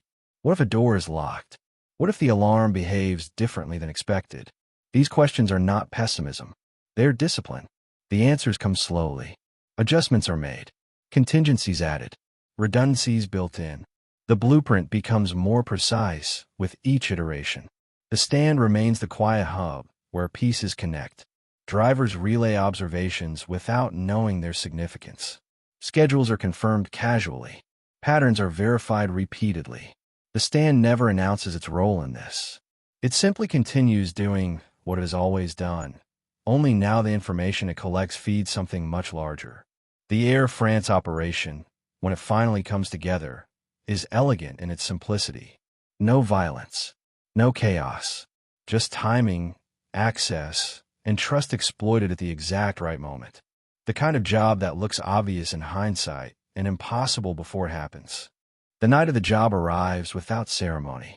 No speeches, no last-minute bravado. Everyone involved understands that confidence at this point would be wasted energy. Calm is the goal. Precision is the requirement. When it happens quickly. A door opens that should not. A vault yields that was never meant to. Money moves from one place to another without resistance. The system does not scream. It does not fight. It simply complies, because it was built to assume it always should. By the time anyone realizes what has happened, it is already over. The men are gone. The money is gone. The blueprint has proven itself. The aftermath is surreal. There is no immediate fallout. No alarms blaring. No frantic calls at the cab stand. The stand opens the next day like any other. Taxis line up. Drivers complain. Life continues. Inside the machine, though, something fundamental has shifted. A barrier has been crossed. The proof is no longer theoretical. They now know, without doubt, that systems of this scale can be breached. The operator feels the weight of this knowledge immediately. Success brings relief, but also dread. He understands that every successful operation expands the boundaries of what people believe is possible. And belief is dangerous. The money from Air France is substantial, but more important than the money is the confidence it generates. Men start thinking in bigger terms, talking about scale with less caution, imagining futures that require continued success at this level. The operator works to temper this. He emphasizes the uniqueness of the circumstances, the specificity of the access, the fact that repetition increases risk exponentially. He reminds people, gently, that systems adapt. Some listen, some do not. The Air France job becomes a reference point, a story told in fragments, a proof of concept whispered with pride. It changes the internal hierarchy subtly. Those associated with it gain influence. Their voices carry more weight. This creates new tensions. Envy surfaces quietly. Questions about credit and recognition simmer beneath the surface. The operator watches these dynamics carefully, knowing that internal conflict is now as dangerous as external attention. Law enforcement begins to stir. Not aggressively, but noticeably. Questions are asked. Audits are conducted. Security is reviewed. The system that was breached starts to correct itself. The operator anticipates this. He pushes for a cooling-off period, a return to smaller operations, a reduction in exposure. He understands that momentum must be managed, not indulged. But the machine has tasted something new. The blueprint has shown a path forward, and paths are hard to forget. Men talk about Air France not just as a success, but as a model, a way of thinking. Identify the system. Learn its rhythms. Insert yourself briefly. Exit cleanly. Repeat elsewhere. The operator sees the danger in this thinking. He knows that models invite imitation, and imitation attracts attention. He worries that what made Air France possible cannot be replicated without consequence. Still, the pressure builds. The success creates expectations from above, from peers, from those who see opportunity where he sees risk. He finds himself caught between these forces. His instincts tell him to slow down. The environment tells him to capitalize. The cab stand feels this tension. Conversations become sharper. Silence is heavier. People watch each other more closely, not just for threats, but for ambition. The operator doubles down on discipline. He reinforces compartmentalization. He limits access further. He reminds people, through action rather than words, that the stand's strength lies in its ability to appear unchanged. Outwardly, it works. The stand remains invisible. No one connects it to Air France. No patterns emerge. For now, internally, the machine recalibrates. It grows more complex, more layered, more fragile. The operator spends long hours replaying the operation in his mind, not celebrating it, but dissecting it. Where luck played a role, where assumptions held, where they nearly failed. He knows that luck was involved, and luck cannot be engineered. This realization fuels his caution. Yet even he cannot deny the significance of what has been accomplished. The blueprint has changed the scope of what the machine can imagine. It has redefined the ceiling. As time passes, the Air France job fades from immediate memory, but remains embedded in the culture of the crew. It becomes a silent benchmark, a reminder of what is possible when discipline, access, and timing align perfectly. The operator understands that this alignment is rare. He hopes others understand it too. But he also senses that the blueprint will not be left unused, that someone, somewhere within the machine, is already thinking about how to apply it again on a larger scale. He feels the shadow of that future looming. He knows that Air France was not the destination. It was rehearsal. The stand continues to function, its routines unchanged. The city moves on. Planes land and take off. Money moves through systems that believe themselves secure. And somewhere in the quiet machinery beneath the street, a blueprint waits, ready to be unfolded again. Not as a memory, but as a promise. A promise that the next door will be even bigger, and that walking through it will demand more than discipline alone. The operator stands at the corner, watching taxis idle, feeling the weight of what has been proven and the risk of what that proof invites. He knows now that the machine has outgrown its origins, that the cab stand has done its job too well. The Air France blueprint has shown them how far they can reach. And with that knowledge comes a dangerous certainty. They will try again. Chapter 11. Acting capo in the shadows. Power does not always announce itself when it changes hands. Sometimes it simply settles, like dust after a door has been closed too many times. No ceremony, no speeches. Just a subtle shift in gravity that the people closest to it feel immediately. One day, decisions are suggestions. The next, they are expectations. And everyone adjusts without ever admitting they noticed the moment it happened. By the time his role changes, the machine is already running too smoothly for anyone to question who is keeping it aligned. The cab stand hums. The pipeline feeds. The blueprint has proven itself. From the outside, nothing looks different. From the inside, everything is. He does not wake up one morning and decide he is something more.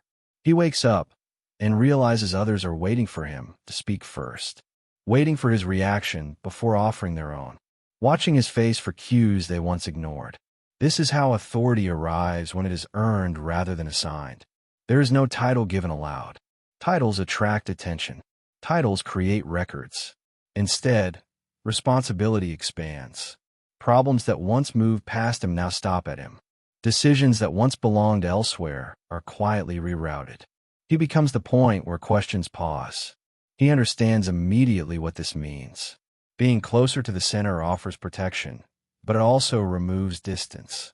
Mistakes made here echo farther. Silence carries more weight. Every word becomes a potential liability. The absence of formality makes the role more dangerous, not less. Without a clear boundary, expectations can expand endlessly. He must learn to say no without saying it, to redirect without refusing, to maintain control without revealing its source. This is the reality of acting authority. You hold the shape of power without the armor of acknowledgement. The crew senses the shift quickly, not because anyone tells them, but because their instincts are sharp.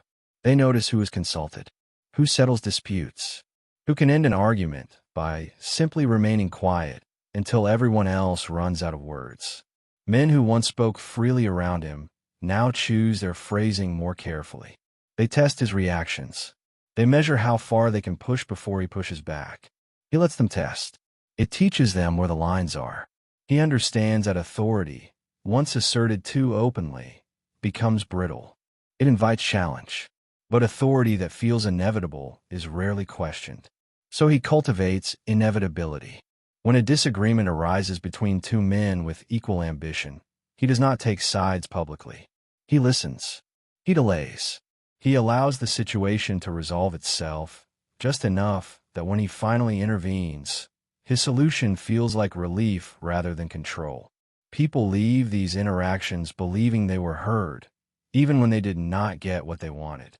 This belief keeps resentment from hardening into defiance. His proximity to higher command titans as well. Conversations become shorter, more focused, less forgiving. He is no longer shielded from the consequences of decisions made above him. He is expected to absorb them and translate them downward without distortion. This translation becomes one of his most difficult tasks. The men beneath him do not need to know everything. They need to know enough. Too much detail creates anxiety. Too little creates confusion. He calibrates carefully, choosing which truths to pass along and which to soften. In private moments, he feels the strain of this role, the constant vigilance, the awareness that even his silences are being interpreted. He understands that stepping back is no longer an option. Once people begin to rely on you, absence becomes conspicuous. He adapts by shrinking his personal world further. Fewer confidants, shorter conversations, a life stripped of unnecessary exposure. He becomes almost ascetic in his routines, believing that discipline in small things prevents disaster in large ones. The cab stand reflects this shift. It grows even quieter, if that is possible. Fewer unfamiliar faces linger. Fewer unnecessary conversations unfold. The stand's rhythm becomes almost mechanical, precise. This precision feeds upward. The larger organization notices, not through reports or praise, but through lack of problems. No sudden crises. No internal conflicts boiling over. No attention drawn unnecessarily. In this world, the absence of trouble is the highest compliment. He knows this, and it terrifies him more than criticism ever could. Because maintaining invisibility at this level requires constant effort. One oversight can undo years of careful positioning. Men begin to treat him differently outside the stand as well. Conversations stop when he enters rooms. Plans are adjusted without explanation. He senses a growing distance, not rooted in fear, but in recognition. Recognition is dangerous. It sharpens eyes. It invites curiosity. He counters it by remaining unremarkable in appearance, in habits, in speech. He becomes a background figure, even as his influence expands. The irony is not lost on him. The more power he holds, the less he can afford to be seen holding it. As acting authority, he must also manage succession without ever naming it. Younger men look to him as a model, consciously or not. He knows that who he favors, even subtly, shapes the future of the crew. He chooses carefully. He rewards discipline. He distances recklessness. He gives responsibility to those who demonstrate restraint rather than hunger. This frustrates some. They mistake his caution for weakness. They push. They test boundaries. He responds not with confrontation, but with exclusion. Opportunities stop coming their way. Information dries up. They learn, slowly, that ambition without patience leads nowhere. He understands that part of his role is to protect the organization from itself, from men who confuse momentum with destiny, from egos inflated by recent success, from the belief that systems can be exploited indefinitely without response. The Air France blueprint still echoes through the machine. Its success has created expectations that are difficult to temper. Pressure comes from all sides to capitalize further, to expand again, to prove that it was not a fluke. He absorbs this pressure and releases it selectively. He slows things down without announcing a slowdown. He introduces delays disguised as logistics. He emphasizes preparation over action. Some see this as obstruction. Others see it as wisdom. He does not care which. His responsibility is survival, not approval. At times, he feels caught between eras. One foot in the old world of street-level discipline, the other stepping reluctantly into a realm of scale that demands different instincts. He wonders if the values that brought him here will be enough to keep him here. He watches how law enforcement behavior shifts. Subtle changes. More questions. Different questions. He adjusts again, tightening access, reducing chatter. The acting role requires him to think constantly in layers. What is visible? What is implied? What is never said? He moves pieces quietly, ensuring that no single move reveals the larger pattern. This constant calculation wears on him. He feels it late at night, lying awake, replaying conversations, searching for missteps. He knows that fatigue is dangerous. Tired minds make sloppy decisions. He compensates by simplifying wherever possible. Fewer moving parts, clearer expectations, predictable routines. Complexity is the enemy of invisibility.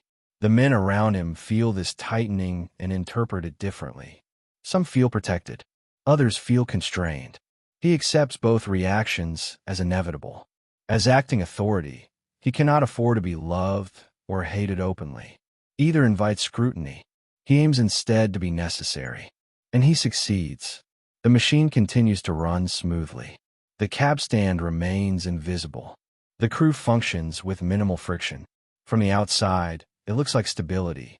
From the inside, it feels like standing on a narrow ledge, balancing against forces pulling in opposite directions. He senses that this role, undefined and unacknowledged, is temporary by nature. Acting authority is a bridge, not a destination. Bridges are dangerous places to linger. Yet he has no choice but to stand there as long as necessary. Turning back would invite collapse. Stepping forward too quickly would invite exposure. So he remains where he is, absorbing pressure, shaping outcomes, keeping the shadows intact. He knows that this phase will not last forever, that something will eventually force a resolution, a crisis, a promotion, a fall. He does not know which it will be. He only knows that the longer he holds this position, the higher the stakes become. As the city continues to change and the machine grows more ambitious, the margin for error narrows further. Acting authority demands constant vigilance, constant restraint. And somewhere beyond the cab stand, forces are gathering that will soon demand clarity where ambiguity once protected him. For now, though, he remains exactly what the moment requires. Present but unseen, powerful but undefined, holding the structure together without claiming credit, acting capo in everything but name. And in a world where names are often the first thing that gets you caught, that may be the only way to survive what is coming next. Chapter 12. The Lufthansa Shadow. It begins with a feeling rather than a plan. A tightening in the chest, a weight behind the eyes, the sense that something vast is moving just out of sight, casting a shadow long before its shape is visible. The cab stand still opens on time. Taxis still line the curb. But the air feels different now. Heavier, charged with an anticipation no one wants to name. The blueprint from before has not been forgotten. It has been studied, turned over in quiet minds, improved upon in theory, even when no one admits it out loud. Success has a way of lingering, like a taste you cannot quite wash away. And somewhere in that lingering is the seed of escalation.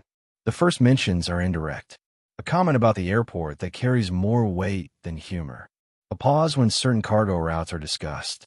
A look exchanged between men who understand that some opportunities announce themselves without asking permission. Lufthansa is not spoken as a target first. It is spoken as a presence, an institution, a giant moving money through the same predictable channels day after day, trusting that its size makes it untouchable. To men who have learned how systems breathe, that trust looks like vulnerability. The quiet operator feels the shift immediately. This is not just another door. This is a gate to something that cannot be undone. He understands that the scale alone changes everything. This is federal gravity, international money, attention that does not fade quickly. He does not shut the conversation down. Doing so would only drive it underground, where it would grow without discipline. Instead, he listens more closely than ever, measuring not just the ideas being spoken, but the confidence behind them. Those pushing hardest speak with certainty now. They talk about inside access, about timing that lines up perfectly, about a moment when everything is exposed and nothing is watching closely enough. Their voices are calm, but there is an edge beneath the calm, sharpened by ambition. The operator hears something else beneath their words. Belief, the most dangerous ingredient of all. Belief that the system can be beaten again. Belief that preparation can overcome scale. Belief that invisibility can survive one more escalation. He has lived long enough to know that belief often outruns reality. The cab stand becomes a place of careful omission.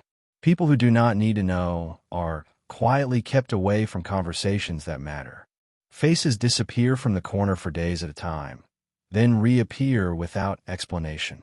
The stand continues to function, but it feels hollowed out, like a stage after the actors have left.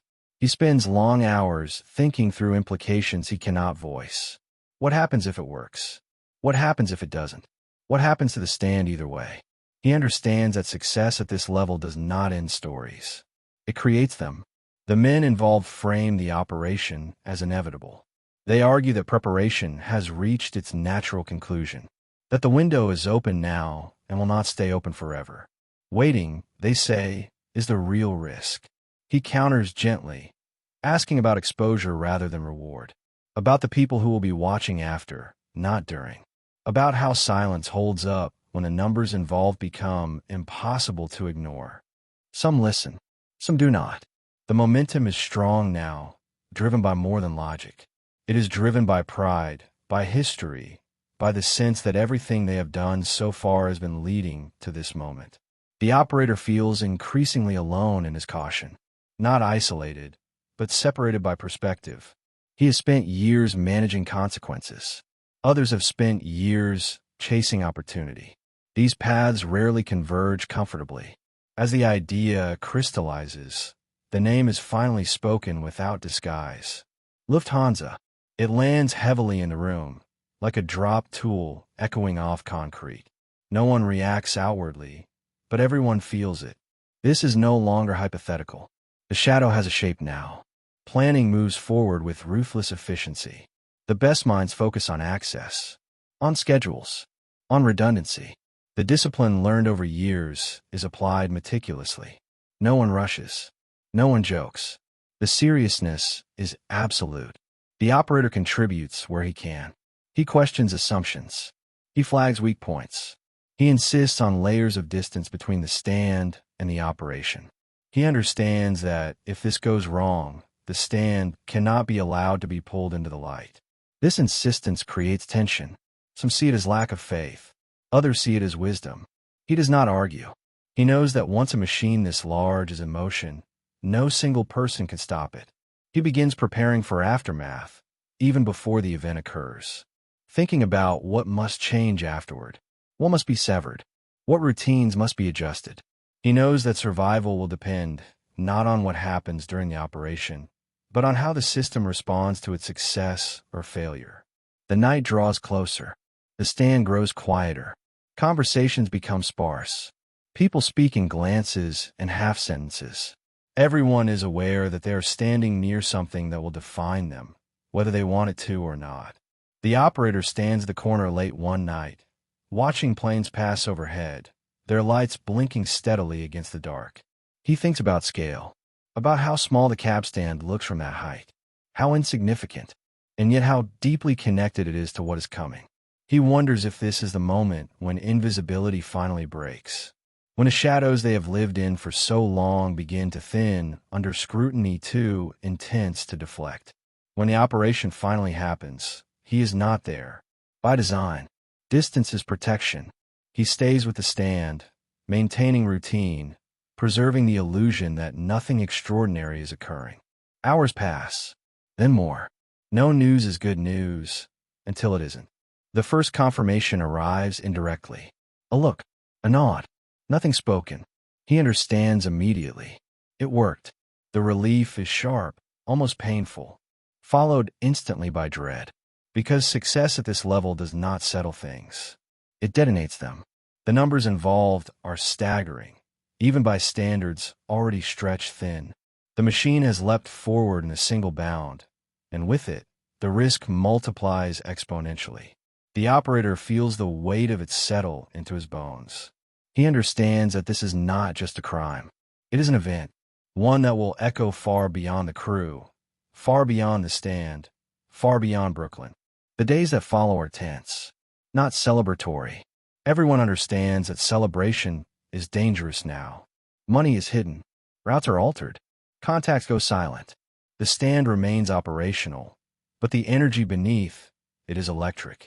Law enforcement response is swift and serious. Investigations launch. Pressure builds. Questions are asked in places that were once quiet. Systems that were once ignored are suddenly scrutinized. The operator anticipated this, but anticipation does not make it easier. He tightens discipline further. He reduces access again. He reminds people, through action, that silence is no longer optional. It is survival. The shadow of Lufthansa stretches over everything. Conversations cannot escape it. Even when not mentioned, it is present. In the way people move. In the way they watch each other. He sees the change in men he has known for years. Some grow reckless, intoxicated by success. Others grow paranoid, seeing danger everywhere. Both reactions are dangerous.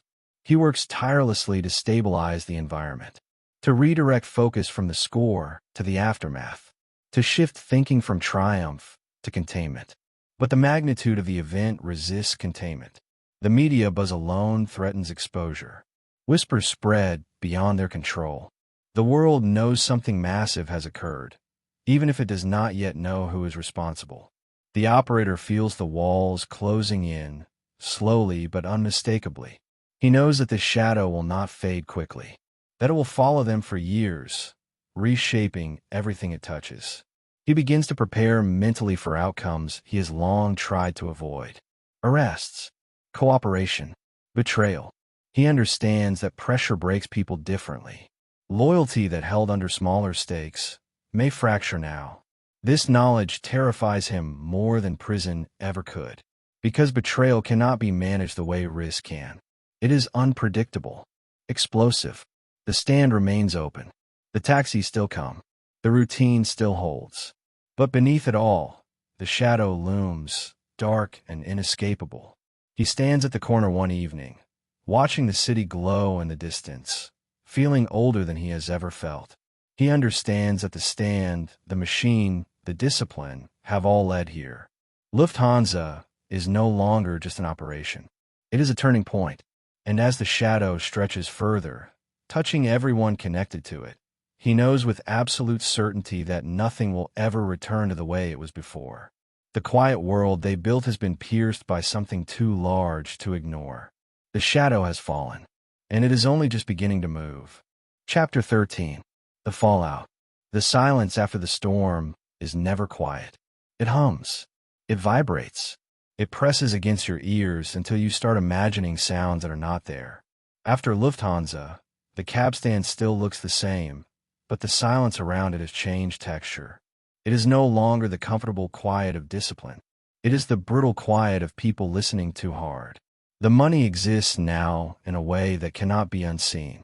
Hidden, divided, buried, moved through layers of distance, but still present, like a heat source buried under concrete. Everyone knows it is there.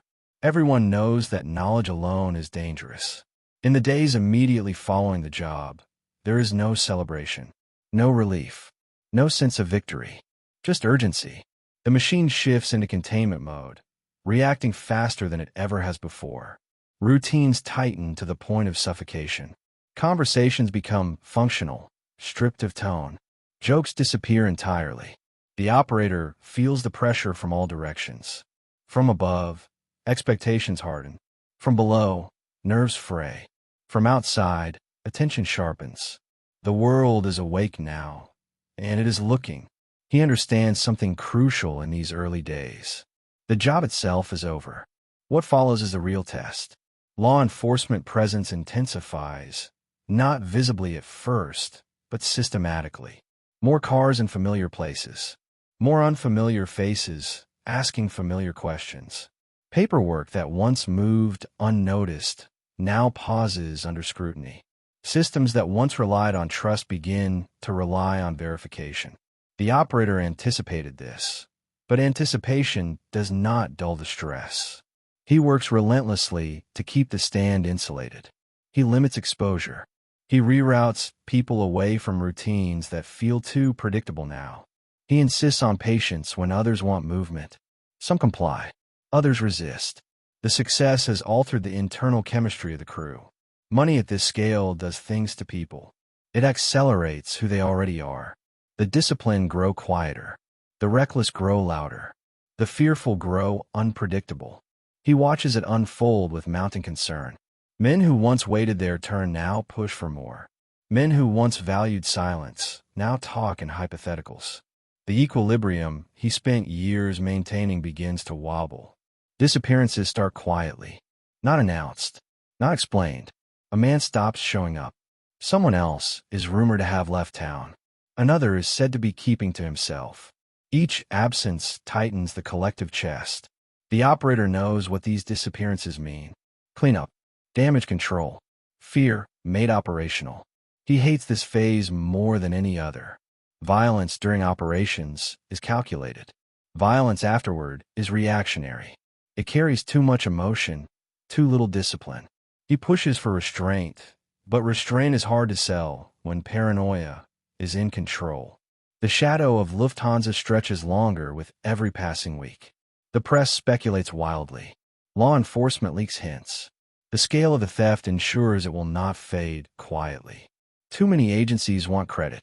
Too many careers are now tied to solving it. The operator feels this pressure personally now, not because his name is public, but because his proximity to the center makes him a point of focus internally. Decisions he makes ripple outward faster, with less room for correction. Trust erodes in subtle ways. People begin questioning who knows what, who spoke to who might crack under pressure. These questions poison the atmosphere. The stand, once a place of calm routine, becomes a place of vigilance. Everyone watches everyone else. Even old alliances feel brittle. He understands that this is how machines break, not from external force alone, but from internal friction. Attempts are made to stabilize things. Money is distributed in ways meant to satisfy without inflaming. Access is restricted further. Communication becomes even more fragmented. The structure tightens like a fist. But the scale of the event resists containment. The more they try to control the narrative, the more it fractures. Men begin making unilateral decisions, acting out of fear or greed rather than alignment. These actions create new risks, which require further responses. The cycle feeds itself. The operator spends his days absorbing problems, listening, redirecting, smoothing. His nights are restless, filled with replayed conversations and imagined outcomes. He knows that exhaustion makes everyone sloppy, including him. He forces himself to slow down, to think, to remember that reaction is the enemy now. The disappearances continue. Each one sends a shockwave through the crew, even when no one acknowledges it openly. Absence becomes language, a warning written in empty space. The operator understands the logic behind it, but logic does not make it easier to live with. He sees the toll it takes on the men who remain. How laughter never quite returns. How eyes dart too quickly at sudden sounds. Law enforcement pressure escalates. Interviews, surveillance, subpoenas. The dragnet widens, pulling in peripheral figures who never expected to be close enough to feel its pull. Some handle it well, others do not. The operator senses fractures forming in places he cannot reach. Men who once valued loyalty begin weighing it against survival.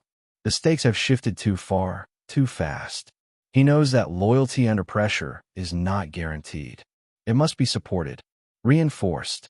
But fear undermines support faster than any external force.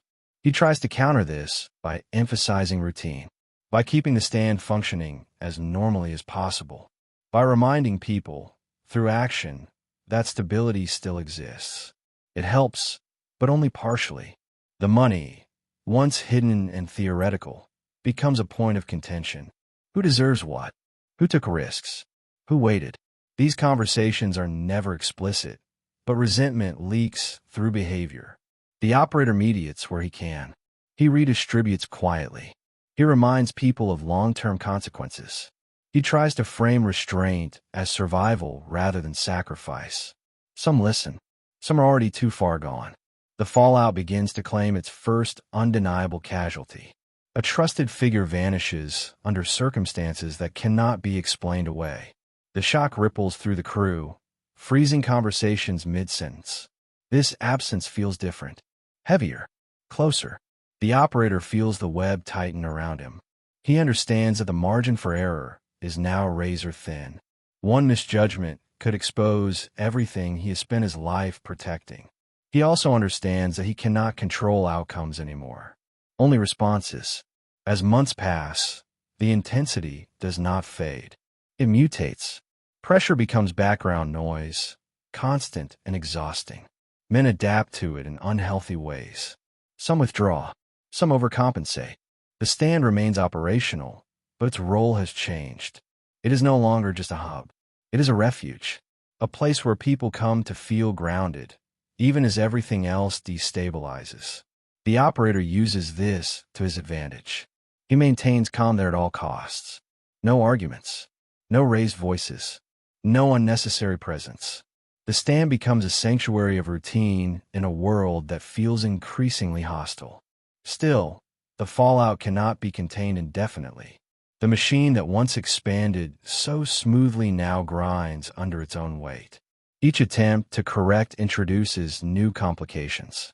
The operator begins to think about endings, not dramatic ones, but structural ones.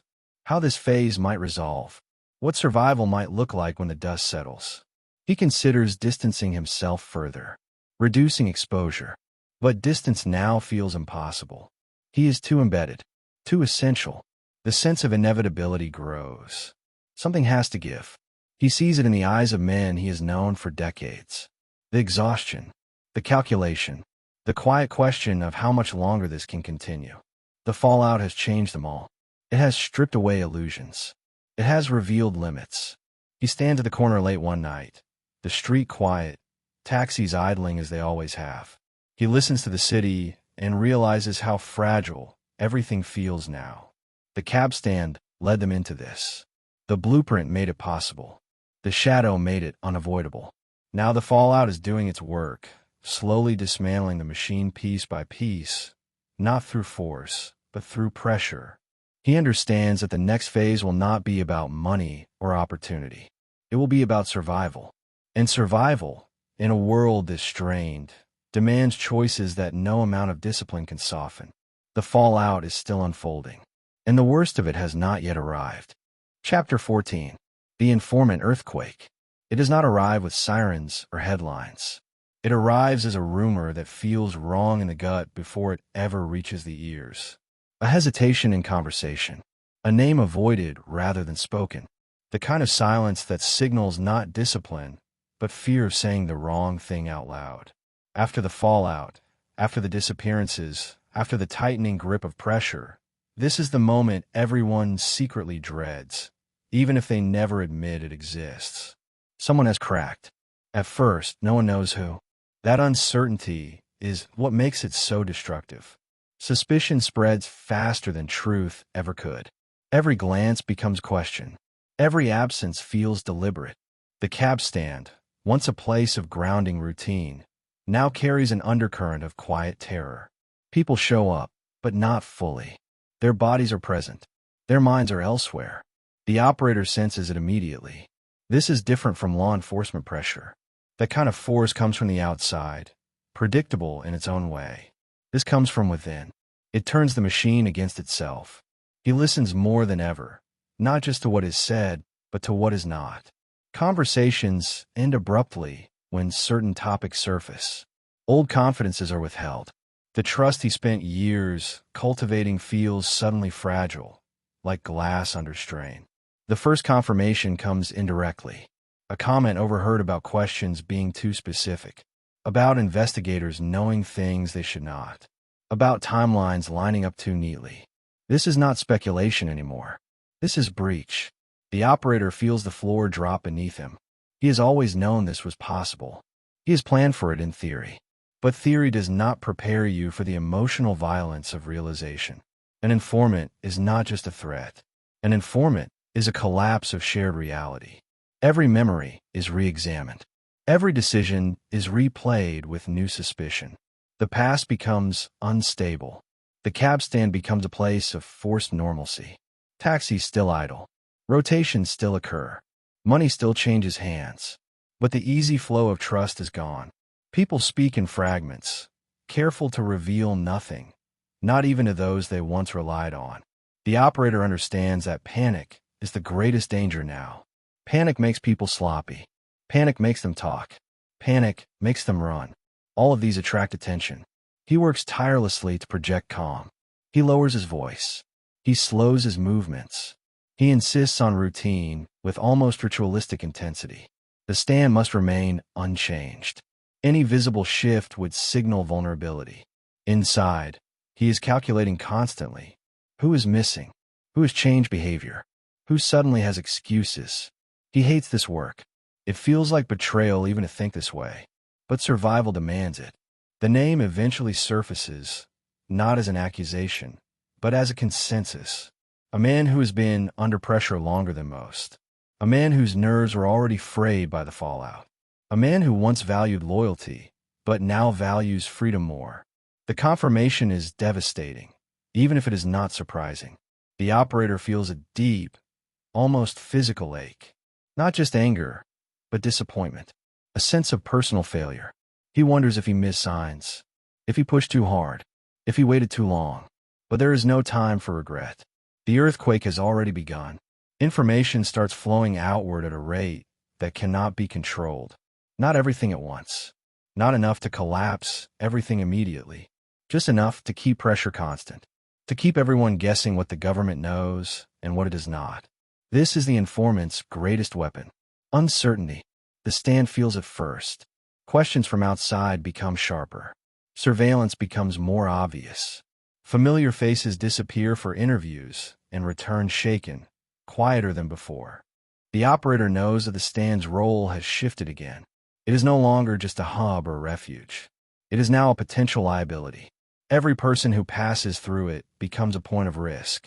He responds by shrinking its footprint. Fewer people linger. Fewer conversations occur. The stand becomes purely functional. Dispatch. Rotation. Nothing else. This alienates some. The stand once offered belonging. Now it offers only order. But order is all that remains. The informant's cooperation accelerates investigations. Indictments begin to form in distant offices. Files thicken. Timelines are reconstructed. Stories are corroborated. The operator senses the inevitability building. He understands that no amount of discipline can stop the momentum once it reaches this stage. The best he can do now is limit damage.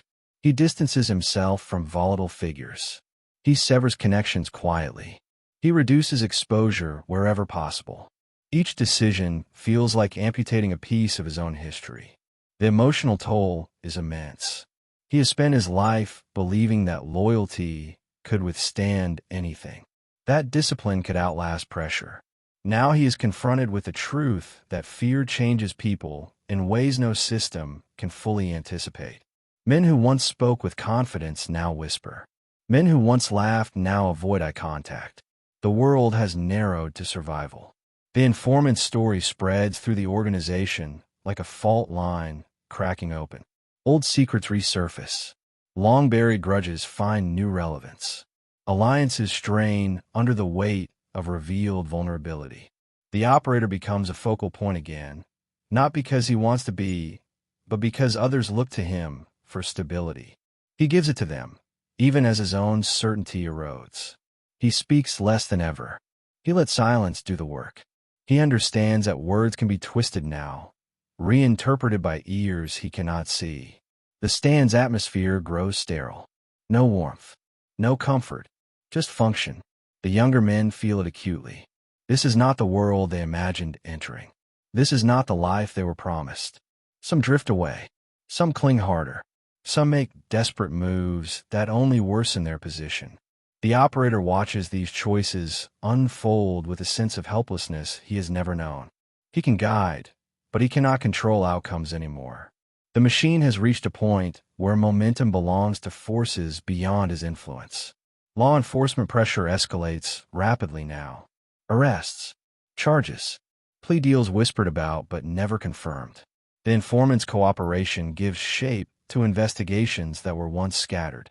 The operator prepares himself mentally for the possibility of arrest. He reviews routines.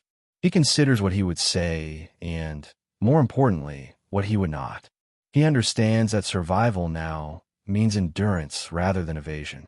The stand continues to operate, but it feels like a ghost of itself, a structure held together by habit rather than belief. People come because they have always come, not because they feel safe. The informant earthquake reshapes everything. Relationships are redefined. The past is rewritten. The future feels opaque and threatening. The operator experiences moments of bitterness he quickly suppresses. He knows that indulging them serves no purpose. He focuses instead on maintaining dignity, on facing whatever comes with composure. He reflects, in quiet moments, on how fragile systems truly are, how much they depend on human endurance, how easily they fracture under sustained pressure. The informant did not destroy the machine alone. The machine was already weakened by scale, by ambition, by success that exceeded its ability to absorb consequences. The informant simply exploited those fractures. As indictments loom closer, the operator senses the end of an era approaching. Not dramatically, not explosively, but with a slow, grinding inevitability. The cab stand, once a symbol of control, now feels like an artifact, a relic of a quieter time when discipline could still keep the world at bay. He stands there one night, watching the taxis idle, feeling the weight of years press down on him. He understands that this earthquake cannot be reversed, only survived. He does not know what his personal outcome will be. Prison, freedom, oblivion. All possibilities feel equally distant and close. What he does know is that the informant has changed everything forever. Trust will never be the same. Silence will never feel as safe. The machine that once expanded with confidence now contracts under scrutiny. And the man who spent his life keeping it invisible is finally forced to confront the truth he always understood but hoped to avoid. No system, no matter how disciplined, is immune to the human breaking point. The informant earthquake has struck, and the ground beneath them will never be stable again. Chapter 15. The quiet end of a loud era. The end does not arrive all at once. It comes in pieces, like furniture being carried out of a darkened room one chair at a time. Each removal leaves more space, more echo, until you finally realize the room is empty and you are standing alone inside it. By the time anyone calls it an ending, it has already been happening for years. The cab stand still opens, but it feels ceremonial now, like a habit performed out of respect for what once was. Taxis pull up. Engines idle. Drivers talk about weather and traffic and nothing else. The old conversations have evaporated. The coded glances are gone. There is no hum beneath the surface anymore. Just routine, stripped of meaning. The operator senses this hollowness more acutely than anyone. He has lived inside the machine long enough to recognize when it is no longer a machine at all, just a shell held together by memory and muscle. The pressure that once demanded vigilance has been replaced by a slower, heavier inevitability. Indictments move forward with bureaucratic efficiency. Courtrooms replace corners. Testimony replaces whispers. The rules of the world he knew no longer apply, and he understands that resisting this shift is pointless. The storm has passed. Now comes the accounting. Men he once saw daily vanish into institutions with schedules harsher than any street routine. Others retreat into obscurity, aging suddenly, as if the years they outran have caught up all at once. A few attempt reinvention, pretending they were never as close as they were. The city accepts these revisions without comment. Cities are good at forgetting. The operator watches all of this with a strange calm. Not relief, not anger, something quieter. Acceptance, maybe. The kind that comes from knowing you have reached the end of your usefulness in a system that no longer exists. He reflects on the choices that brought him here, not with regret, but with clarity. He understands now that the cab stand was never about taxis. It was about order in a chaotic world. It was about building something that functioned reliably when everything else felt unstable. For a long time it worked. Too well, perhaps. He thinks about the young men who once hovered at the edges, eyes wide with admiration and fear. Some of them are gone now. Some are broken. Some survived by becoming quieter than they ever imagined they could be. He wonders which lesson stayed with them longest. The stand, in its prime, offered a promise, not of safety, but of structure, a place where rules were clear, even if they were unforgiving. a place where discipline could substitute for chaos. That promise drew people in and held them fast. In the end, that same structure made escape difficult. Habits became chains. Loyalty became obligation. Silence became a burden heavier than speech. The operator understands this duality better than anyone. He lived it from the inside, felt its benefits and its costs. He knows that the same qualities that allowed the machine to thrive also guaranteed its eventual collapse. Scale outpaced control. Success outpaced discipline. Human limits were reached. As the legal process unfolds, his own fate resolves quietly. Not with spectacle, not with headlines. Just another case file moving through a system designed to process endings without emotion. He cooperates where necessary. He remains silent where required. He endures. Prison, if it comes, is nothing like the street. Time stretches differently there. Routine exists, but it is imposed rather than chosen. Control is an illusion maintained by schedules and keys. He adapts as he always has, finding calm and predictability, keeping his world small. If freedom remains, it feels unfamiliar. The city has changed. The neighborhoods have shifted. Faces he once knew are gone or unrecognizable. The cab stand, if it still exists at all, is just another corner now. Another place people pass without noticing.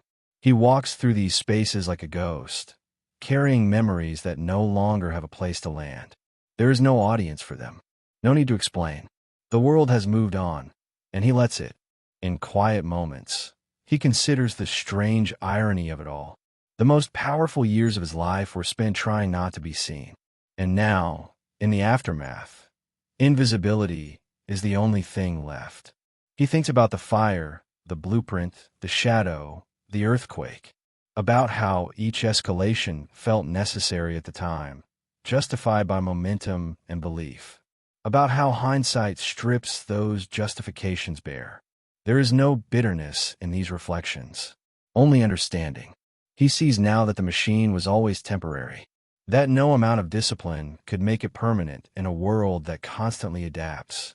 The cab stand taught him many things: how to listen, how to wait, how to read people without trusting them fully, how to maintain composure under pressure. These skills do not disappear when the context does. They become part of him, for better or worse. He carries them into this quieter phase of life, using them to navigate a world that no longer demands constant vigilance, but still rewards awareness. He avoids attention instinctively. He keeps his routines modest. He values predictability. The loud era is over, even if it was never loud to begin with. From a distance, the story looks dramatic. Crimes, heists, betrayals, courtrooms. But from the inside, it feels smaller. A series of decisions made one day at a time, each one logical in isolation, catastrophic in accumulation. The operator understands this distinction deeply. He knows that history prefers clean narratives, clear villains, sharp turns. Reality is messier, quieter, built on habits rather than moments. If there is a legacy to the cab stand, it is not the money or the crimes. It is the lesson that systems built on silence can function for a long time, but they cannot withstand unlimited pressure. That loyalty has limits. That discipline must adapt or fracture. He does not share these lessons with anyone. There is no audience for them now. They remain internal, part of the private reckoning that accompanies any ending worth surviving. The city continues its relentless transformation. New businesses open. Old buildings come down. Corners that once held entire worlds are repurposed, renamed, forgotten. This does not upset him. It feels appropriate. He knows that every era believes it is permanent until it isn't. That is not tragedy. That is rhythm.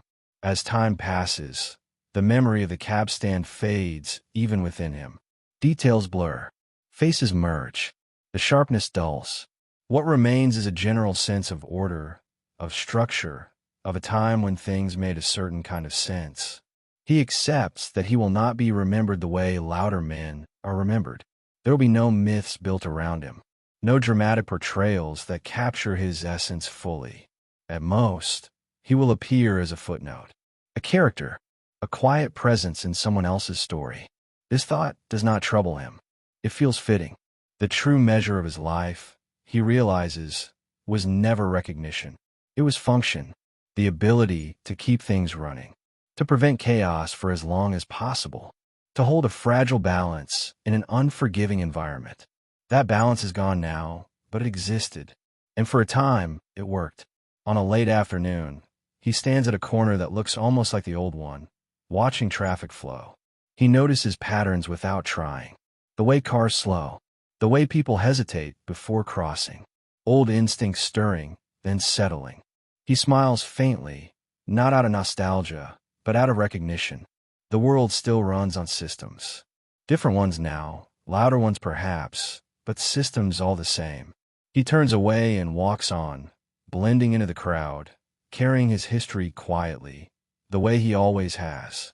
The cab-stand kingdom has fallen. The machine has collapsed. The era has ended.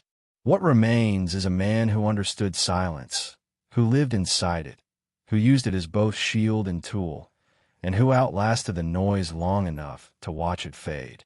This is how it ends. Not with sirens, not with gunfire, not with a final confrontation, but with a quiet acceptance that some worlds are meant to exist only for a time, and that knowing when they are over is its own kind of wisdom. The loud era is finished. The quiet end has already passed. And in the space it leaves behind, life goes on, indifferent, relentless, and endlessly ready to forget.